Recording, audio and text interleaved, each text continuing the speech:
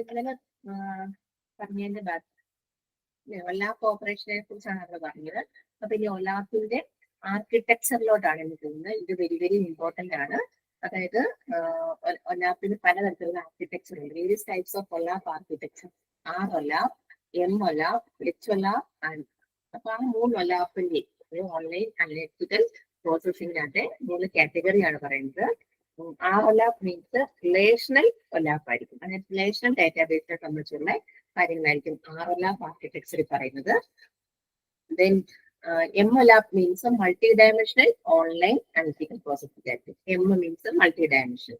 അതുപോലെ ഹൈബ്രിഡ് എന്ന് പറയുമ്പോൾ രണ്ടിന്റെയും കൂടെ കോമ്പിനേഷൻ ആയിരിക്കും വരുന്നത്. പിന്നെ ഡി ഒലാപ്പ് ഉണ്ട്. D OLAP means desktop online analytical processing. ഇത് നമുക്ക് പ്രീവിയസ് ഇയർ ക്വസ്റ്റ്യൻ പേപ്പറിൽ കണ്ടിട്ടുള്ള ക്വസ്റ്റ്യൻസ് ആണ്. ഒലാപ്പ് ആർക്കിടെക്ചർ എന്താ, അല്ലെങ്കിൽ difference between M OLAP and R OLAP, അങ്ങനത്തെ ക്വസ്റ്റ്യൻസും കാണാം. അപ്പൊ അങ്ങനെയൊക്കെ ക്വസ്റ്റ്യൻസ് കാണുമ്പോൾ നമ്മൾ ആദ്യമേ ഒലാപ്പ് എന്താണെന്ന് ഒരു ബ്രീഫ് എക്സ്പ്ലനേഷൻ കൊടുക്കണം. ഒലാപ്പ് എന്താ, ഒലാപ്പിന്റെ ഫുൾ ഫോം തൊട്ട് നമ്മളിപ്പോ ഇന്നലത്തെ ക്ലാസ്സിൽ പഠിച്ചില്ലേ, അങ്ങനെ ഒരു ബ്രീഫ് എക്സ്പ്ലനേഷൻ കൊടുത്തിട്ട് വേണം ഇതിലോട്ട് പോയി എഴുതാൻ. എന്നാലും നമുക്കൊരു മാർക്ക് കിട്ടത്തുള്ളൂ. ആദ്യം അതൊരു ഇംപ്രഷൻ വേണമല്ലോ. ആദ്യം വായിക്കുമ്പോൾ ഒലാപ്പ് എന്താണെന്നുള്ളത് അങ്ങനെ നോട്ട് ചെയ്യുക. നമുക്ക് ഫസ്റ്റ് വണ്ണിലോട്ട് മൂവ് ചെയ്യാം. R OLAP architecture. അതായത് it implies relational OLAP. Relational means എന്താണ്? ഇത് an application based on relational DBMS ആയിരിക്കും, റിലേഷണൽ ഡാറ്റാബേസ് ആയിരിക്കും. എന്ന് പറഞ്ഞാല് data is in the form of rows and കോളംസിലായിരിക്കും ഡാറ്റ വരുന്നത്. അതാണ് ആർ ഒലാപ്പ് കൊണ്ട് കാണുന്നത്. It performs dynamic multi dimensional analysis of data stored in relational databases. അതായത് ഡാറ്റാബേസുകളിൽ സ്റ്റോർ ചെയ്തിരുന്ന ഡാറ്റയെ ഡൈനാമിക് മൾട്ടി ഡയമെൻഷണൽ അനലൈസിസ് ആയിട്ടായിരിക്കും യൂസ് ചെയ്യുന്നത്. ഇത് architecture is like a 3 tier. It has 3 components: front end, server and back end. അതായത് R OLAP servers are placed in between relational back end server and client front end tools. അതെവിടെയായിരിക്കും കാണുന്നത്? Back end സെർവറിലും front end ക്ലയന്റിലും ആയിരിക്കും ഈ R OLAP server place ചെയ്തിരിക്കുന്നത്. അതായത് ഇപ്പൊ ഡാഷ്ബോർഡും ഫോമും യൂസ് ചെയ്ത് ഫ്രണ്ട് എൻഡിൽ നിന്ന് നമ്മൾ ചെയ്യുന്നു. നമ്മളിപ്പോ നമുക്കറിയാം, നമ്മളൊരു ആപ്ലിക്കേഷൻ ഫോമോ അല്ലെങ്കിൽ ഒരു സൈറ്റിലോ കയറുമ്പോൾ നമ്മൾ ലോഗിൻ ചെയ്ത ഡാഷ്ബോർഡ് ഉണ്ട് അല്ലെ. ഡാഷ്ബോർഡ് ഫോമോ ഒക്കെ യൂസ് ചെയ്ത് നമ്മൾ ഫ്രണ്ടിൽ നിന്ന് ചെയ്യുന്നു. ആ റിപ്പോർട്ടൊക്കെ വ്യൂ ചെയ്യാനും നമുക്ക് പറ്റും. നമ്മളെ എന്തൊക്കെ കാര്യങ്ങളൊക്കെ നമ്മുടെ ഒരു പ്രൊഫൈൽ എടുക്കാനോ അങ്ങനെയുള്ള കാര്യങ്ങൾക്ക് റിപ്പോർട്ടൊക്കെ വ്യൂ ചെയ്യാനും പറ്റും. അത് ഹാൻഡിൽ ചെയ്യുന്ന ബാക്ക് എൻഡിലായിരിക്കും അല്ലെ. അത് നോർമൽ ഡാറ്റാബേസും ആയിരിക്കും. അങ്ങനെയുള്ളതാണ് റിലേഷണൽ ആർ ഒലാപ്പിനകത്ത് വരുന്നത്, റിലേഷണൽ അനലിറ്റിക്കൽ പ്രോസസ്സിംഗിനകത്ത് വരുന്നത്. ഇതൊരു 3 ടയർ ആർക്കിടെക്ചറിന് 3 ടയർ ആർക്കിടെക്ചർ പോലെയാണെന്നാണ് പറയുന്നത്. അതായത് ഒരു 3 ടയർ എന്ന് പറയുമ്പോൾ അത് 3 കമ്പോണൻസ് ഉള്ളതുകൊണ്ടാണ് അതിനെ 3 ടയർ എന്ന് പറയുന്നത്. ഫ്രണ്ട് എൻഡ്, അതായത് ഫ്രണ്ട് എൻഡ് മീൻസ് നമ്മൾ യൂസ് ചെയ്യുന്ന ഭാഗം യൂസർ ഇന്റർഫേസ് ആണ് ഫ്രണ്ട് എൻഡ്. പിന്നെ ഉള്ളത് ആർ ഒലാപ്പ് സെർവർ കാണും. അതായത് മെറ്റാഡാറ്റ റിക്വസ്റ്റ് പ്രോസസ്സിംഗ് എഞ്ചിൻ കാണും. അതാണ് ആർ ഒലാപ്പ് സെർവർ. പിന്നെ ബാക്ക് എൻഡ്, അതായത് ബാക്ക് എൻഡിൽ ഡാറ്റാബേസിന്റെ സെർവർ ആയിരിക്കും അത് കാണും. അപ്പൊ database server, R OLAP server and front end too. In this 3 tier architecture, user submits the request and R OLAP engine convert the request into SQL and submit to the backend database. അതായത് user കയറി ഒരു കാര്യം request ചെയ്യുമ്പോൾ ഈ server, അതായത് R ഒലാപ്പിന്റെ server എഞ്ചിന് ആ റിക്വസ്റ്റിനെ നേരെ convert ചെയ്ത് ബാക്ക് എൻഡിലോട്ട് ഡാറ്റാബേസിലോട്ട് മൂവ് ചെയ്യും. അതായത് 3 ടയർ ആർക്കിടെക്ചറിൽ യൂസർ റിക്വസ്റ്റ് കൊടുക്കുന്നു, and ആർ ഒലാപ്പ് എഞ്ചിന് ആ റിക്വസ്റ്റ് SQL ബാക്ക് എൻഡിലെ ഡാറ്റാബേസിലോട്ട് സബ്മിറ്റ് ചെയ്യും. എന്നിട്ട് resulting data multi dimensional format നമുക്ക് വ്യൂ ചെയ്യാനും പറ്റും. After processing of request by engine, it presents resulting data in a multi dimensional format of making a task easier for the client to use it. ക്ലയന്റ്സിന് നമുക്ക് യൂസറിന് easy ആയിട്ട് use ചെയ്യാൻ പറ്റും. അതൊരു ഫിഗർ വെച്ചവിടെ പറഞ്ഞിട്ടുണ്ട്. ഫ്രണ്ടിന് ടൂൾ ചെയ്യുന്നതുകൊണ്ട് വർക്ക് ചെയ്യുന്നത് നേരെ സെർവറിലോട്ട് പോകുന്നു, ആർ ഒലാപ്പ് സെർവറിലോട്ട് പോകുന്നു. then അവിടെ നിന്നുള്ളത് SQL ക്വറി യൂസ് ചെയ്ത് ഡാറ്റാബേസിലോട്ട് പോകുന്നു. നേരെ തിരിച്ച് നമുക്ക് റിട്രീവ് എടുക്കാനും പറ്റും. അപ്പൊ ഇത് characteristics of R OLAP utilises more processing time and disk space. അതിന് പ്രോസസിംഗ് ടൈമും ഡിസ്ക് സ്പേസും കൂടുതൽ വേണം ആർ ഒലാപ്പിനെ യൂട്ടിലൈസ് ചെയ്യാൻ. പിന്നെ R OLAP enables and support larger user groups in the distributed environment. അതായത് ഒരു ഡിസ്ട്രിബ്യൂട്ടഡ് എൻവയോൺമെന്റില് ആർ ഒലാപ്പിനെ ലാർജ് ഗ്രൂപ്പിനെ സപ്പോർട്ട് ചെയ്യുകയും പ്രവർത്തനക്ഷമമാക്കുകയും ചെയ്യുന്നുണ്ട്. RLR process complex queries utilizing the greater amounts of data. എന്ന് പറഞ്ഞാൽ ലാർജ് എമൗണ്ട് ഓഫ് ഡേറ്റ ഉപയോഗിച്ച് കോംപ്ലക്സ് ക്വറികളെ ഒക്കെ പ്രോസസ് ചെയ്യാൻ RLAP പറ്റും. കോംപ്ലക്സ് ക്വറികളെ പ്രോസസ് ചെയ്യാൻ RLAP പറ്റും. അതാണ് 3 ക്യാരക്ടറിസ്റ്റിക്സ് പറയുന്നത്. ഡിസ്ക് സ്പേസ് വേണം, അതുപോലെ പ്രോസസ്സിംഗ് ടൈം കൂടുതലാണ്, ലാർജ് ഗ്രൂപ്പിനെ അത് സപ്പോർട്ട് ചെയ്യും, അതുപോലെ ലാർജ് ക്വറീസ് അല്ലെ കോംപ്ലക്സ് ക്വറീസിനെയൊക്കെ നമുക്കത് പ്രോസസ് ചെയ്യാനും പറ്റും. Popular RLAP produces includes MetaCube by Stanford Technology Group, Red Brick Warehouse and Red Brick Systems എന്ന് പറയുന്നത്. അപ്പൊ RLAP എന്താണെന്ന് ഐഡിയ കിട്ടിയില്ലോ, റിലേഷണൽ ഡേറ്റാബേസ് ആയിരിക്കും എന്നുള്ളത് അതിനെ നോട്ട് ചെയ്ത് വെക്കുക. ഇനി MLAP ഫുൾ ഫോം ആദ്യമേ എഴുതണം. It stands for multi dimensional online analytical processing. Multi dimensional എന്ന് പറയാൻ നമുക്കറിയാം എന്തായിരിക്കും, അറേ ബേസ്ഡ് കൺസെപ്റ്റ് ആയിരിക്കും. അതായത് മൾട്ടി ഡയമെൻഷണൽ അറേ ഒക്കെ നമ്മൾ പഠിച്ചിട്ടുണ്ട്. It process the data using multi dimensional cube using various combinations. അതായത് മൾട്ടി ഡയമെൻഷണൽ ക്യൂബ് ഒക്കെ യൂസ് ചെയ്തുകൊണ്ട് നമ്മൾ ഇതിൽ ക്യൂബിന്റെ കൺസെപ്റ്റും പറഞ്ഞു. അത് വെച്ച് നമുക്ക് ഈ ഒരു ആർക്കിടെക്ചറിനെ എക്സ്പ്ലെയിൻ ചെയ്യാം. Data is stored in multi dimensional structure. The MLAP engine uses the pre-computer of pre-stored information. Multi dimensional സ്ട്രക്ചറിൽ ഈ MLAP engine അല്ലെ MLAP സെർവർ നമ്മൾ കൊടുത്തിരിക്കുന്ന ഡേറ്റയെ അവിടെ പ്രീ സ്റ്റോർ ചെയ്ത് വെക്കും. അതിന്റെ ആർക്കിടെക്ചർ എന്ന് പറയുമ്പോൾ ഡേറ്റാബേസ്, അതിന് 3 ടയർ ആണ് പറയുന്നത്. ഡേറ്റാബേസ് സെർവർ ഉണ്ട്, MLAP സെർവർ ഉണ്ട്, അതുപോലെ ഫ്രണ്ട് എൻഡ് ടൂൾ ഉണ്ട്. അപ്പൊ MLAP engine process pre-compiled information. It has dynamic ability to perform aggregation of concept of hierarchy. MLAP is very useful in time series data analysis and economic evaluation. Economic evaluation, സാമ്പത്തികപരമായിട്ടുള്ള ഇവാലുവേഷനും അല്ലെങ്കിൽ time series data അനലൈസിസിനൊക്കെ, അതായത് ടൈമിന്റെ ആ ഒരു ബേസിൽ വരുന്ന data അനലൈസിസിനൊക്കെ MLAP architecture use ചെയ്യാം. ഇനി അതിന്റെ characteristics പറയുന്നത്, it uses user friendly architecture. അതായത് നമുക്ക് ആർക്കും മനസ്സിലാകാൻ പറ്റുന്ന തരത്തിലുള്ള ആർക്കിടെക്ചർ, അതായത് അങ്ങനെ യൂസർ ഫ്രണ്ട്ലി ആയിരിക്കും. അതുപോലെ the OLAP operation slides and dice speed subject data retrieval. Slides and ഡൈസും ഓപ്പറേഷൻസ് ഒക്കെ യൂസ് ചെയ്യുന്നതുകൊണ്ട് നമുക്ക് ഡേറ്റ റിട്രീവൽ ഫാസ്റ്റ് ആയിട്ട് എടുക്കാൻ പറ്റും. It has small pre computer hyper cubes. ഇതിന് ചെറിയ പ്രീ കമ്പ്യൂട്ടർ ഹൈപ്പർ ക്യൂബുകളും കാണും. ഹൈപ്പർ ക്യൂബ് നമ്മൾ ഇന്നലെ നോട്ട് ചെയ്തതല്ലേ. ഇനി HLAP എന്ന് പറഞ്ഞാൽ രണ്ടിനെയും കൂടെ, ബോത്ത് ഓഫ് ദം, നമ്മൾ എപ്പോഴും പറയും ഹൈബ്രിഡ് എന്നുള്ള കൺസെപ്റ്റ് അല്ലേ പറഞ്ഞത്, ഹൈബ്രിഡ് ഓൺലൈൻ അനലിറ്റിക്കൽ പ്രോസസ്സിംഗ്. അതായത് നമ്മൾ കമ്പ്യൂട്ടറിന്റെ ഡെറിവേഷൻ പഠിക്കുമ്പോൾ തന്നെ പറഞ്ഞിട്ടുണ്ട്, ഹൈബ്രിഡ് കമ്പ്യൂട്ടേഴ്സ് എന്ന് പറയുന്നുണ്ട് അല്ലേ എന്ന് പറയുന്നത് പോലെ. അപ്പം രണ്ടിന്റെയും കൂടെ combination. It is the hybrid of RLAP and MLAP technologies. It connect both dimension together in one architecture. രണ്ടിന്റെയും ഡയമെൻഷൻസ് വെച്ചുകൊണ്ട് ഒരൊറ്റ ആർക്കിടെക്ചർ ആയിട്ട് വരുന്നതാണ് HLAP എന്ന് പറയുന്ന architecture. It stores the intermediate or part of the data in RLAP and MLAP. Depending on the query request, it access the database. Depending on the query request, ഏത് query base ചെയ്താണ് എന്നിട്ടാണ് ഇത് database access ചെയ്യുന്നത്. It stores relational tables in RLAP structure.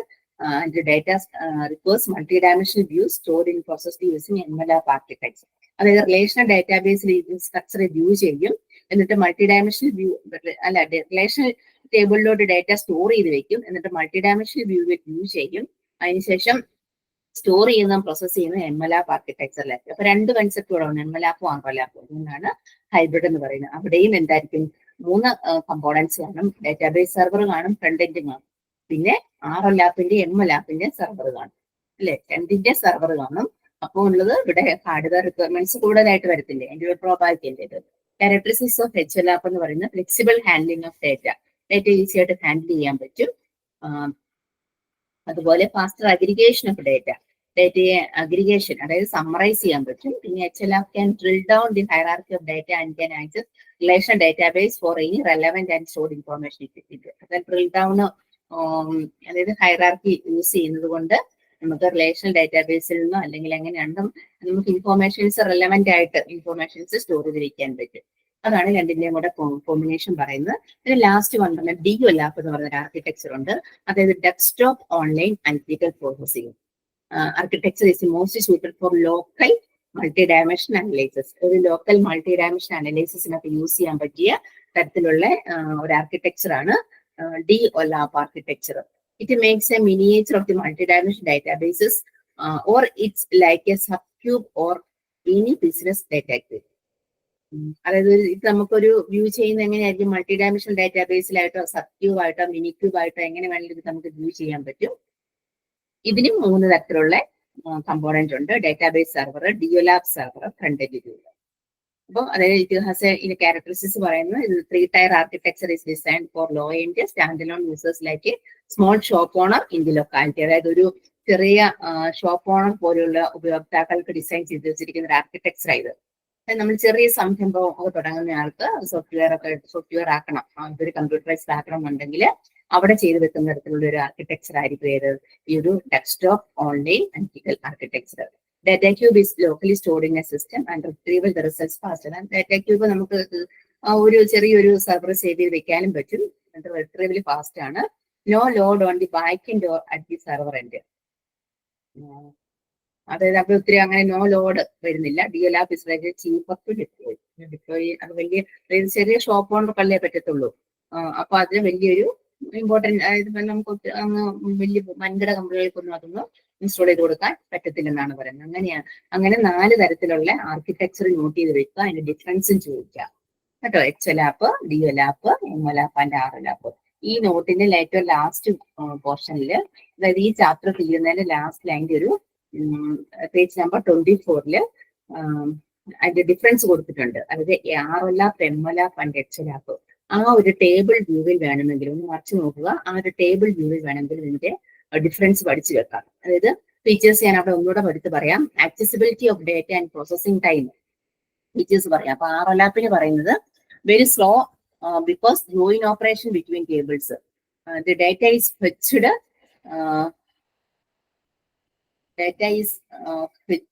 From data warehouse. അതായത് ആർഎലാപ്പിന്റെ accessibility of ഡേറ്റയും processing ടൈമും very slow ആയിരിക്കും എന്നാണ് പറയുന്നത്. എംഒലാപ്പിനാണെങ്കിൽ ഫാസ്റ്റ് ആയിരിക്കും, എച്ച്എലാപ്പിനും ഫാസ്റ്റ് ആയിരിക്കും. ഇനി ആർഎലാപ്പിന് സ്റ്റോറേജ് സ്പേസ് റിക്വയർമെന്റ് എങ്ങനെയായിരിക്കും, ലാർജ് സ്പേസ് ആയിരിക്കും. എംഒലാപ്പിന് മൾട്ടി ഡയമെൻഷണൽ ടേബിൾസിലായതുകൊണ്ട് മീഡിയം സ്റ്റോറേജ് സ്പേസ് മതി. മറ്റേ എച്ച്എലാപ്പിനാണെങ്കിൽ നോ ഡ്യൂപ്ലിക്കേഷൻ ഓഫ് ഡേറ്റ വരുന്നില്ല. അതുകൊണ്ട് എന്ത് ചെയ്യും, uses both ROLAP and MOLAP small storage space requirements.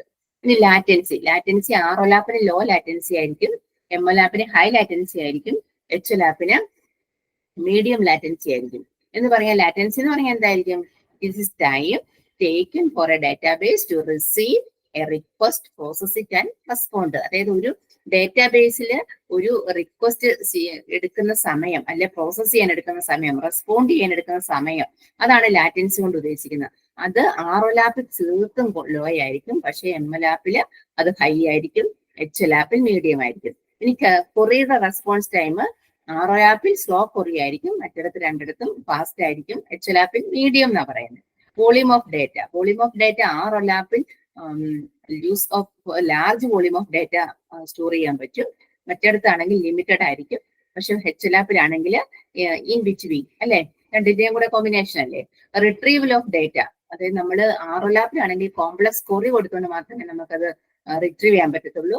എംഎലാപ്പിലാണെങ്കിൽ sparse matrix use ചെയ്യാം, അതായത് കോംപ്ലക്സ് കൊറി വേണ്ട, നമുക്ക് അല്ലാതെ സ്പാർസ് മെട്രിക്സുകൾ യൂസ് ചെയ്തുകൊണ്ട് റിട്രീവ് ചെയ്യാൻ പറ്റും. എച്ച്എലാപ്പിലാണെങ്കിൽ 2 രീതിയിലും നോക്കാൻ പറ്റും. പിന്നെ ഡാറ്റ വ്യൂ സ്റ്റാറ്റിക് വ്യൂ ആയിരിക്കും ആർഎലാപ്പില്, എംഎലാപ്പ് ഡൈനാമിക് വ്യൂ ആയിരിക്കും, എച്ച്എലാപ്പില് 2 തരത്തിലുള്ള വ്യൂവും കാണും എന്നും പറഞ്ഞ് ആ നോട്ടിന്റെ ലാസ്റ്റ് കിടക്കുന്ന ഈ ഒരു ടേബിൾ പഠിച്ചു വെച്ചാലും മതി, നമുക്ക് എഴുതാൻ പറ്റും കേട്ടോ. ആ ഒരു കമ്പാരിസൺസ് എങ്കിലും നോക്കിയെടുക്കുക. Next, online transaction processing, OLTP. Online transaction processing enables the real-time execution of large number of database transactions by large number of people, typically over the internet. നമുക്കെന്താ അറിയാം ഓൺലൈൻ ട്രാൻസാക്ഷൻ പ്രോസസ്സിംഗ് എങ്ങനെയാണ് നടക്കുന്നതെന്നല്ലേ, നമ്മൾ എല്ലാവരും ചെയ്യുന്ന കാര്യമാണ്. A database transaction is a change, insertion, deletion or query in a database. OLTP systems drive many of the financial transactions we may make every day, including online banking, ATM transactions, e-commerce, in-store purchase, hotel and airline bookings, to name a very few. അല്ലെ, നമുക്കറിയാം നമ്മൾ ഇവിടെ എല്ലാം ഇങ്ങനെ online transactions നടക്കുന്നുണ്ട്. In each of these cases, the database transactions also remains as a record of the corresponding financial transaction. നമ്മൾ എന്തൊരു transaction ഇങ്ങനെ നടത്തിയാൽ നിങ്ങൾക്കറിയാം, നിങ്ങൾ ഗൂഗിൾ പേ, ഫോൺ പേ ഒക്കെ നമ്മൾ എവിടെ പോയാലും ഇപ്പം നമ്മൾ ഡിജിറ്റലൈസ് ആയിട്ടേ നമ്മുടെ ആയിട്ട് ക്യാഷ് ഇല്ല, നമ്മളിങ്ങനെ എപ്പോഴും ഫോൺ യൂസ് ചെയ്തുകൊണ്ടല്ലേ പേയ്മെന്റ് നടത്തുന്നത്. അപ്പൊ അങ്ങനെ നടത്തുമ്പോൾ ഇതിന്റെ ഒരു ഡേറ്റാബേസ് ട്രാൻസാക്ഷൻസ് എല്ലാം എന്ത് ചെയ്യുകയും ഈ ഫിനാൻഷ്യൽ ട്രാൻസാക്ഷൻ എല്ലാം റെക്കോർഡ് ചെയ്ത് വെക്കുന്നുണ്ട്. അങ്ങനെയാണെങ്കിൽ നമുക്ക് ട്രാൻസാക്ഷൻ റെസിപ്റ്റ് കിട്ടുന്നത്. OLTP can also drive non-financial database exchange, including password changes and text message. അതുപോലെ OLTP ആണെങ്കിൽ എന്ത് ചെയ്യും, ഓൺലൈൻ ട്രാൻസാക്ഷൻ പ്രോസസ്സിംഗ്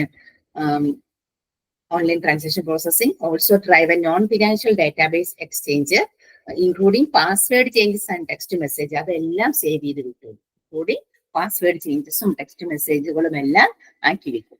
ഇപ്പൊ എക്സാമ്പിൾസ് ഓഫ് OLTP സിസ്റ്റംസ് എന്താണ്? ATM മെഷീൻ എല്ലാവർക്കും അറിയാം, പ്രത്യേകിച്ച് ഞാൻ പറയേണ്ട കാര്യമില്ല. ക്രെഡിറ്റ് കാർഡ് പേയ്മെന്റ് പ്രോസസ്സിംഗ് അല്ലെ, എല്ലാവരും ക്രെഡിറ്റ് കാർഡും ഡെബിറ്റ് കാർഡും ഒക്കെ യൂസ് ചെയ്യുന്നവരല്ലേ. നമ്മൾ സാധാരണ ഡെബിറ്റ് കാർഡാണ് യൂസ് ചെയ്യുന്നതെങ്കിലും ക്രെഡിറ്റ് കാർഡ് പിന്നെ യൂസ് ചെയ്യാത്തവർക്ക് അധികം കാണത്തില്ല. കാരണം നമ്മുടെ ഡേ ടു ഡേ ലൈഫിൽ നമുക്ക് ഈ ഒരു ക്രെഡിറ്റ് കാർഡിന്റെ ആവശ്യം വരുന്നുണ്ട്. പിന്നെ ഓർഡർ എൻട്രി, അതായത് retail and back office, online booking, ടിക്കറ്റോ റിസർവേഷനോ റെക്കോർഡ് കീപ്പിങ്ങോ, അതായത് ഹെൽത്ത് റെക്കോർഡ്സോ ഇൻവെന്ററി കൺട്രോളോ എന്ത് യൂസ് ചെയ്യുന്നത്, ഇതെല്ലാം എന്തായിരിക്കും? ഓൺലൈൻ ട്രാൻസാക്ഷണൽ പ്രോസസ്സിങ്ങിന് എക്സാമ്പിൾസ് ആണ്. ഓൺലൈൻ ട്രാൻസാക്ഷണൽ പ്രോസസ്സിങ്ങിന്റെ ക്യാരക്ടറിസ്റ്റിക്സ് പറയുക. ക്യാരക്ടറിസ്റ്റിക്സ് അത് എങ്ങനെയൊക്കെ ഉള്ളതായിരിക്കണം, അതായത് അതിന്റെ ആസിഡ് പ്രോപ്പർട്ടിയാണ് പറയുന്നത്. ആസിഡ് പ്രോപ്പർട്ടി അത് ഫസ്റ്റ് ക്യാരക്ടറിസ്റ്റിക്സ് പറയുന്നത്. The most common architecture of OLTP system that use transactional data is a 3-tier architecture that typically consist of a presentation tier, business logic tier and data store tier. അതായത് 3 തരത്തിലുള്ള 3-tier ആർക്കിടെക്ചറാണ് വരുന്നത്. അവിടെ presentation കാണും, business logic കാണും, data store കാണും. Presentation tier എന്ന് പറഞ്ഞാൽ ഫ്രണ്ട് എൻഡ് ആയിരിക്കും. Transaction originates the via human interaction of system generator. അതായത് ട്രാൻസാക്ഷൻ എന്ന് പറയുമ്പോൾ നമ്മൾ ജനറേറ്റ് ചെയ്യുന്നതായിരിക്കും അല്ലെ, ഹ്യൂമൻ ഇന്ററാക്ഷൻ അല്ലെ സിസ്റ്റം ജനറേറ്റ് ചെയ്യുന്നതായിരിക്കും. ഈ ലോജിക് ടയർ എന്ന് പറയുമ്പോൾ റൂൾസ് ആയിരിക്കും for every transaction, ensure that all data required to complete the transaction is available. അതായത് നമുക്ക് അതിനകത്ത് വേണ്ട കാര്യങ്ങളെല്ലാം ലോജിക് ടയറിൽ കാണും. അതായത് നമ്മളൊരു ഹിസ്റ്റോറിക്കൽ ഡാറ്റ എല്ലാം സേവ് ചെയ്ത് വെക്കുന്ന എന്തായിരിക്കും? ലോജിക്കൽ ടയറിലായിരിക്കും. Data store tier stores the transaction and of the data is related to. അപ്പൊ അതിന്റെ മെയിൻ ക്യാരക്ടറിസ്റ്റിക്സ് എന്തൊക്കെയാണെന്ന് പറയുന്നത്? First one, ACID compliance. അതുപോലെ കൺകറൻസി, സ്കെയിൽ, അവൈലബിലിറ്റി എന്ന് പറയും 5-6 പോയിന്റ്സ് പറയുന്നുണ്ട്. അതായത് ആസിഡ് പ്രോപ്പർട്ടി എന്ന് പറഞ്ഞാൽ നമ്മൾ ചെറിയ ക്ലാസ്സിലൊക്കെ പഠിച്ചില്ല. Acid property, atomic consistence, isolated and durable എന്ന് പഠിച്ചിട്ടില്ലേ? അതായത് OLTP system must ensure that entire transaction is recorded correctly. അല്ലെ, നമുക്കറിയാം നമ്മളിപ്പോ ഒരു ഗൂഗിൾ പേ ചെയ്താലും അതുകൊണ്ട് റെക്കോർഡ് ചെയ്ത് വരുന്നുണ്ട് ഇല്ല, അങ്ങനെ റെക്കോർഡ് ചെയ്ത് വരണം, ട്രാൻസാക്ഷൻ ആയിട്ട് നമുക്ക് കിട്ടണം. അപ്പം OLTP system must ensure that the entire transaction is recorded concurrently. A transaction is usually an execution of a program that may require an execution of multiple steps or operations. Transaction നടക്കണമെന്നുണ്ടെങ്കിൽ അതിന് multiple steps വേണം. It may be complete when all practice involved acknowledgement of the transaction, when the product or service is delivered, or when certain number of updates are made to specific tables in a data. ഒരു transaction നടന്നിട്ടുണ്ടെങ്കിൽ അതിന് പറ്റിയ acknowledgement കൊടുത്തിരിക്കണം അല്ലെ. Acknowledgement എന്താ നിങ്ങൾക്ക് അറിയാം, ഇത് വേണം. അതുപോലെ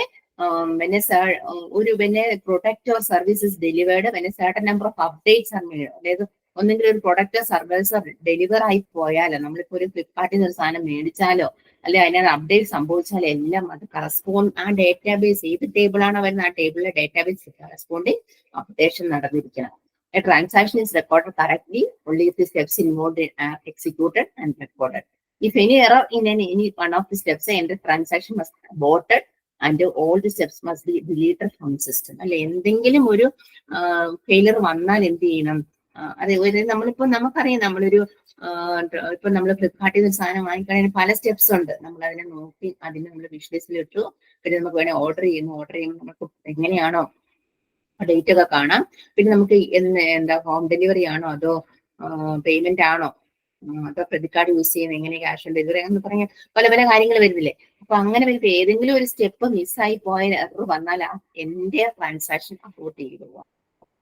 എന്നിട്ട് അതിന്റെ എന്റെ സ്റ്റെപ്സ് എല്ലാം ഇതിന് ഡിലീറ്റ് ആയി പോകണം ആ ഒരു ഡാറ്റാബേസിൽ നിന്ന്. OLTP system must comply with atomic, consistent, isolate and durable ആയിരിക്കണം. അതായത് ആസിഡ് പ്രോപ്പർട്ടി നിലനിർത്തണം പറയുന്നത്. Atomic means failure എന്തെങ്കിലും വന്നിട്ടുണ്ട്. Atomicity controls guarantee that all steps in a transaction is completely successful as a group.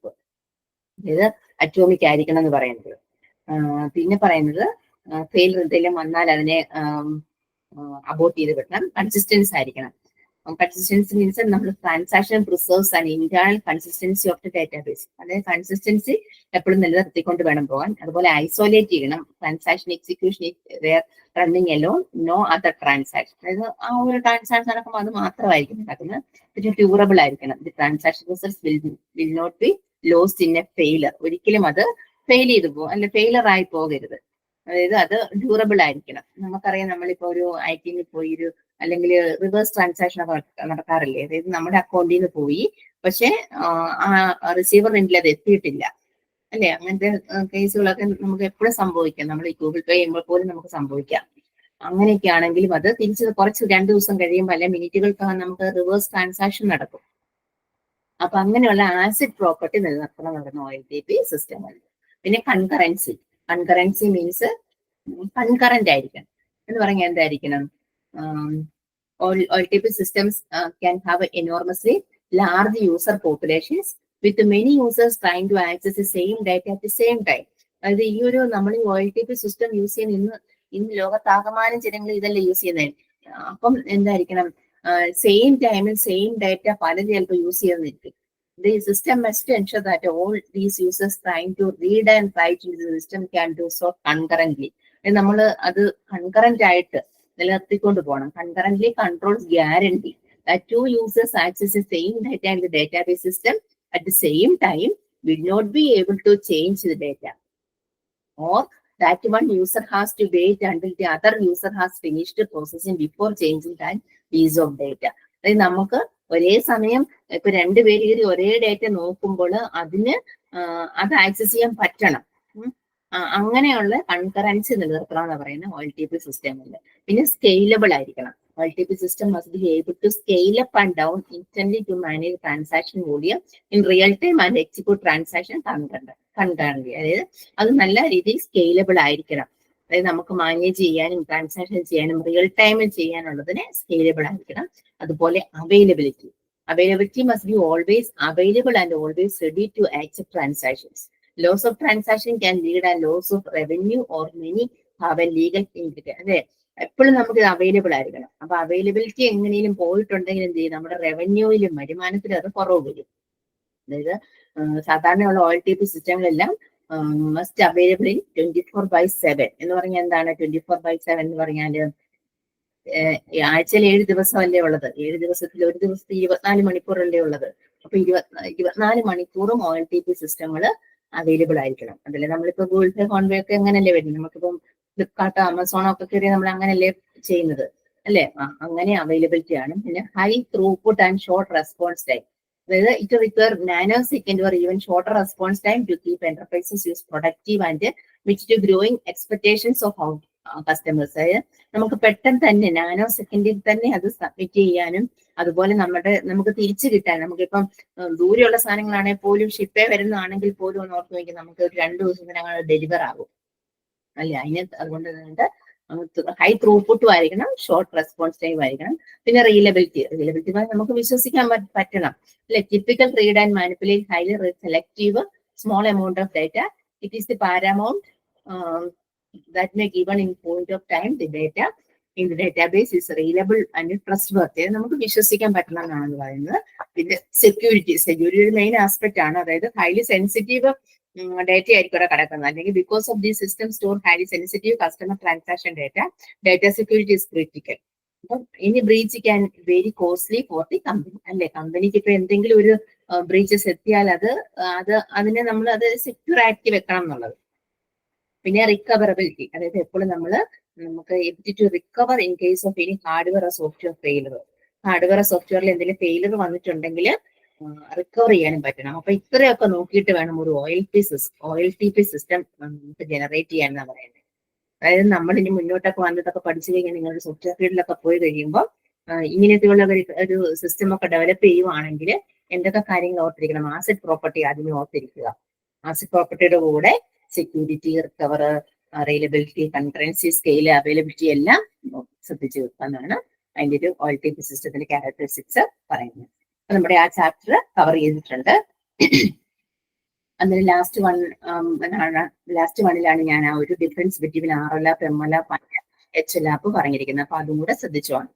Okay, ഇനി നമുക്ക് trends in data warehouse, അതായത് ആ സെയിം ബ്ലോക്കിലെ തന്നെ യൂണിറ്റ് 6 പോകണം. ട്രെൻഡ്സ് ഇൻ ഡേറ്റ വെയർഹൗസ്, എന്തൊക്കെ ട്രെൻഡുകളുണ്ട്, ഇപ്പോഴത്തെ ട്രെൻഡ് എന്താണെന്നുള്ളതല്ല, ഡേറ്റ വെയർഹൗസിലെ ട്രെൻഡുകൾ എന്തൊക്കെയാണെന്ന് നമുക്ക് നോക്കാം. ആദ്യത്തെ പോർഷനിലെല്ലാം അത് ഡേറ്റ വെയർഹൗസിലെ കീ ചാലഞ്ചസ് ഒക്കെയാണ് പറയുന്നത്. അത് ജസ്റ്റ് നിങ്ങൾ വായിച്ചു നോക്കിയാൽ മതി. ആ ഭാഗത്തു നിന്നൊക്കെ നമുക്കൊന്ന് മനസ്സിലാക്കി വെക്കാനുള്ള കാര്യങ്ങളേ ഉള്ളൂ. അതിന്റെ memory representation, user centric interface എന്നൊക്കെ പറയും, മനസ്സിലാക്കാനുള്ളതേ ഉള്ളൂ. നമുക്ക് 6.3 എന്നുള്ള ഹെഡിങ്ങിലോട്ട് മൂവ് ചെയ്യാം. അതായത് ഡേറ്റ ലേക്സ്.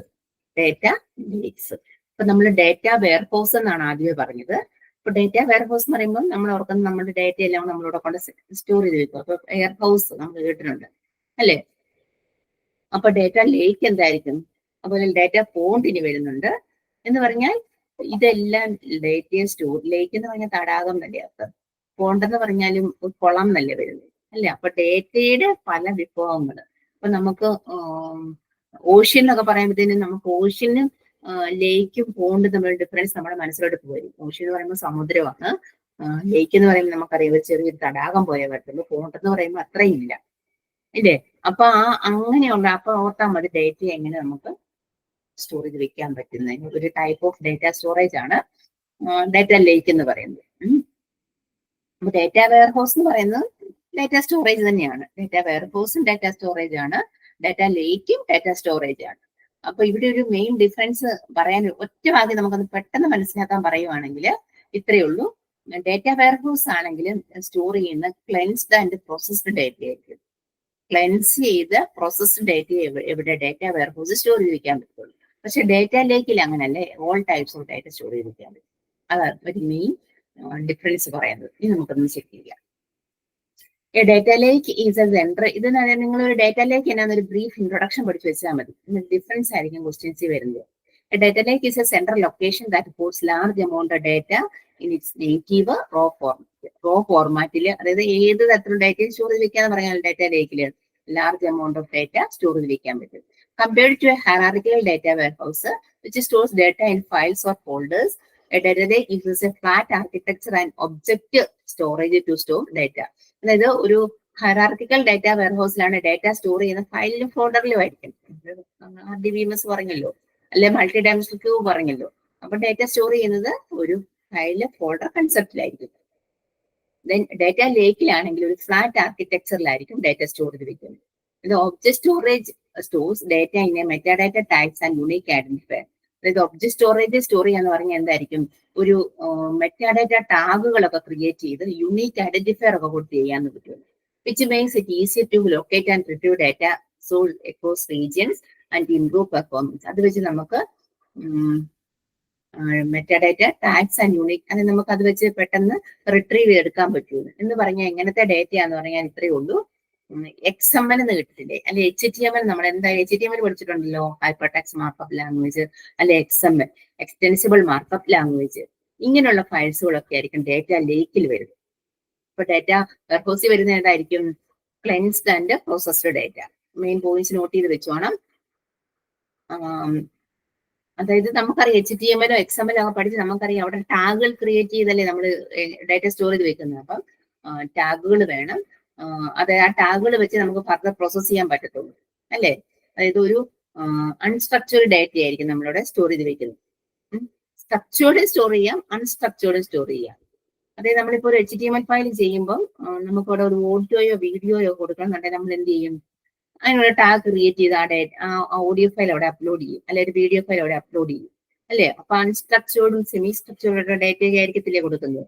അങ്ങനെയുള്ള ഡേറ്റകളെല്ലാം വരുന്നതാണ് ഡേറ്റ ലേക്ക് എന്ന് പറയുന്നത്. അടുത്ത പാരഗ്രാഫിൽ അതാ പറയുന്നത്. Data lakes were developed in response to the limitations of data warehouse. Data lakes,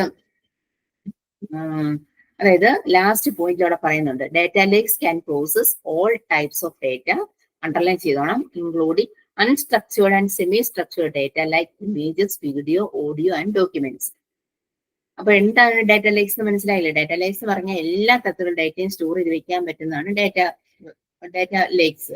data warehouse എന്ന് പറയുമ്പോൾ അങ്ങനെയല്ല, ക്ലെൻസ്ഡ് ആൻഡ് പ്രോസസ്ഡ് ഡേറ്റ ആയിരിക്കും സ്റ്റോർ ചെയ്ത് വെക്കുന്നത്. ഇനി ആ എല്ലാ തരത്തിലുള്ള ഡാറ്റ എന്ന് ഉദ്ദേശിക്കുന്നത് എന്തായിരിക്കാം? ഡാറ്റയിലേക്ക് വരുന്ന XML HTML ഫയലുകളായിരിക്കും കൂടുതൽ വരുന്നത്. അതായത് മെറ്റാ ടാഗുകൾ കൊടുത്ത് നമുക്ക് ക്രിയേറ്റ് ചെയ്യാൻ പറ്റിയ ഡാറ്റകളായിരിക്കും വരുന്നത്. അപ്പൊ അതായത് അൺസ്ട്രക്ചേർഡ് ആയിരിക്കും അവിടെ. സ്ട്രക്ചേർഡ് വരാൻ കേട്ടോ. അപ്പൊ അൺസ്ട്രക്ചേർഡ് ആയിരിക്കും. അൺസ്ട്രക്ചേർഡ് അല്ലെ സെമി സ്ട്രക്ചേർഡ് ആയിരിക്കും. സെമി സ്ട്രക്ചേർഡ് എന്ന് പറഞ്ഞാൽ ഏതാണ്ട് ഈ വീഡിയോ ഓഡിയോ ഫയലുകളൊക്കെ ഇല്ലേ, അല്ലെ ഇപ്പൊ IoT ഡിവൈസസുകളൊക്കെ വെച്ച് കണക്ട് ചെയ്തിരിക്കുന്ന ഡാറ്റയൊക്കെ സെൻസർ ഡാറ്റ അല്ലേ, അതൊക്കെ നമുക്ക് അൺസ്ട്രക്ചേർഡിലോട്ട് പോകാൻ പറ്റും. അങ്ങനെയുള്ള ഡാറ്റകളൊക്കെ നമുക്ക് ഡാറ്റ ലേക്സിലാണ് സ്റ്റോർ ചെയ്ത് വെക്കുന്നത്. അതായത് ഇതിന്റെ ഒരു നീഡ് പറയുന്നത്, നീഡ് ഫോർ ഡാറ്റ ലേക്ക് എന്ന് പറയുന്നത്, ഡാറ്റ ലേക്സ് ഓപ്പൺ ഫോർമാറ്റിലായിരിക്കും. അതായത് യൂസേഴ്സിന് ഡാറ്റ വെയർഹൗസ് പോലുള്ള പ്രൊപ്രൈറ്ററി സിസ്റ്റത്തിലേക്ക് ലോക്ക് ചെയ്യുന്നതിനെ അവോയ്ഡ് ചെയ്ത് വെക്കും ഈ ഒരു ഡാറ്റ ലേക്കിന്റെ കൺസെപ്റ്റ് വരുന്നത്. നെക്സ്റ്റ് പേജില് ഡാറ്റ വെയർഹൗസും ഡാറ്റ ലേക്കും തമ്മിലുള്ള ഡിഫറൻസ് പറയുന്നുണ്ട്. അത് നമ്മൾ നോക്കി വെച്ച് പഠിച്ചാലും മതി. പിന്നെ നിങ്ങൾക്ക് ഇത്രയും ദിവസം പഠിച്ചപ്പോൾ ഡാറ്റ വെയർഹൗസിനെ കുറിച്ച് എഴുതാൻ ഒരുപാട് കാര്യങ്ങൾ കിട്ടിയില്ലേ? അപ്പൊ ഡാറ്റ ലേക്ക് ഒന്ന് ഇമ്പോർട്ടൻസ് ചെയ്ത് പഠിച്ചാലും മതി. അതായത് ടൈപ്സ് ഓഫ് ഡാറ്റ പറഞ്ഞ ഡാറ്റ വെയർഹൗസ് സ്ട്രക്ചേർഡ് ഡാറ്റ ആയിരിക്കും, നമ്മളിത് പറഞ്ഞല്ലോ. മറ്റെടുത്ത് അൺസ്ട്രക്ചേർഡ് ആയിരിക്കും. സ്ട്രക്ചേർഡ് എന്ന് പറയുമ്പോൾ ഡേറ്റും ടൈമും ടെക്സ്റ്റും ഒക്കെ നമ്മൾ നമ്പറും ഒക്കെ കറക്റ്റ് ആയിട്ട് പോവുക. അൺസ്ട്രക്ചേർഡ് എന്ന് പറയുമ്പോൾ നമുക്കറിയാം ഓഡിയോ വീഡിയോ ഒക്കെ അൺസ്ട്രക്ചേർഡ് വരും. പിന്നെ സ്കീമ ഓൺ റൈറ്റ് ആയിരിക്കും, മറ്റേ സ്കീമ ഓൺ റീഡ് ആയിരിക്കും. എന്ന് പറഞ്ഞാൽ ഓൺ റൈറ്റ് എന്ന് പറഞ്ഞാൽ എന്തായിരിക്കും?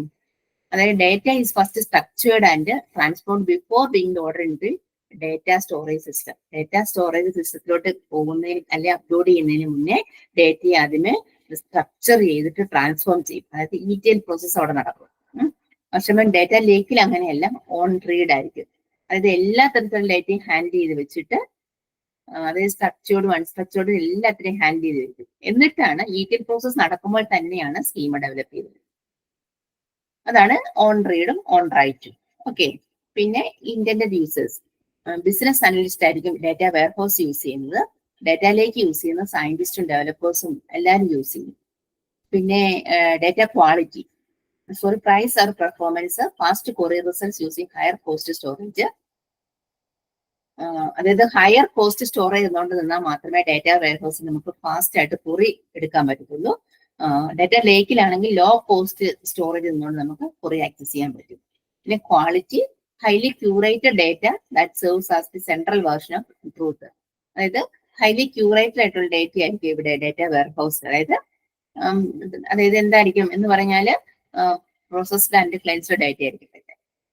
മറ്റേത് not be curated, raw data ആയിരിക്കും ഇവിടെ കാണുന്നത്. Type of analytics, business intelligence, visualisation, batch reporting, അങ്ങനെയായിരിക്കും അനലിറ്റിക്സ് വരുന്നത് ഡാറ്റ വെയർഹൗസിൽ. ഡാറ്റ ലേക്കിലാണെങ്കിൽ മെഷീൻ ലേണിംഗോ പ്രൊഡക്റ്റീവ് അനലൈസിസിനൊക്കെ യൂസ് ചെയ്യുന്നില്ലേ, ആ ഒരു കൂട്ടരായിരിക്കും ഡാറ്റ ലേക്ക് വരുന്നത്.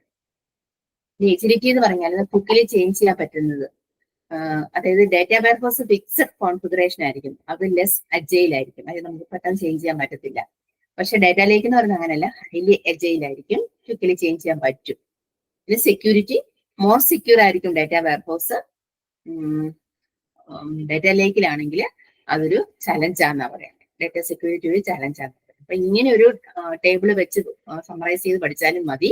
രണ്ടും തമ്മിലുള്ള ഡിഫറൻസ് പഠിച്ചു വെച്ചോണം. ഓക്കെ.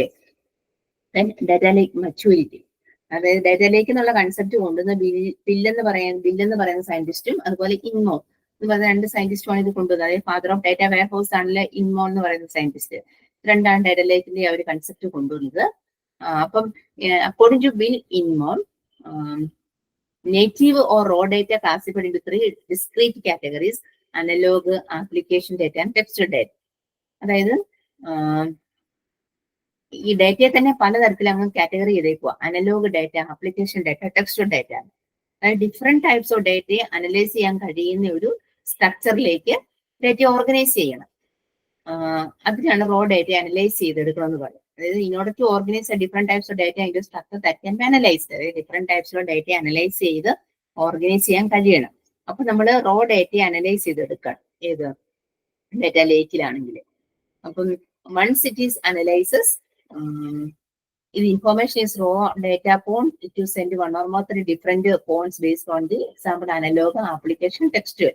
അതായത് അനലോഗ് അനലൈസ് ചെയ്യാൻ ടൈം എടുക്കുമ്പോൾ ഇൻഫോർമേഷൻസ് ഡാറ്റ പോണിലേക്കൊക്കെ സെൻഡ് ചെയ്യും. അങ്ങനെ അതായത് ഡാറ്റ ലേക്കിന്റെ മച്യൂരിറ്റിയെ കുറിച്ചാണ് പറയുന്നത്. അതിനെ കുറച്ചുകൂടെ അനലൈസ് ചെയ്ത് എടുത്ത് അതായത് അനലൈസ് എടുക്കണം എന്ന് പറയുന്നത് അനലോഗ് ഡാറ്റ കാണും, ആപ്ലിക്കേഷൻ ഡാറ്റ കാണും, ടെക്സ്റ്റൽ ഡാറ്റ കാണും. അപ്പൊ അവയെല്ലാം കൂടെ ഒന്ന് അനലൈസ് എടുക്കണം എന്നുള്ള പോയിന്റ് അവിടെ പറയുന്നുണ്ട്. അങ്ങനെ പറയുമ്പോൾ അഡീഷണൽ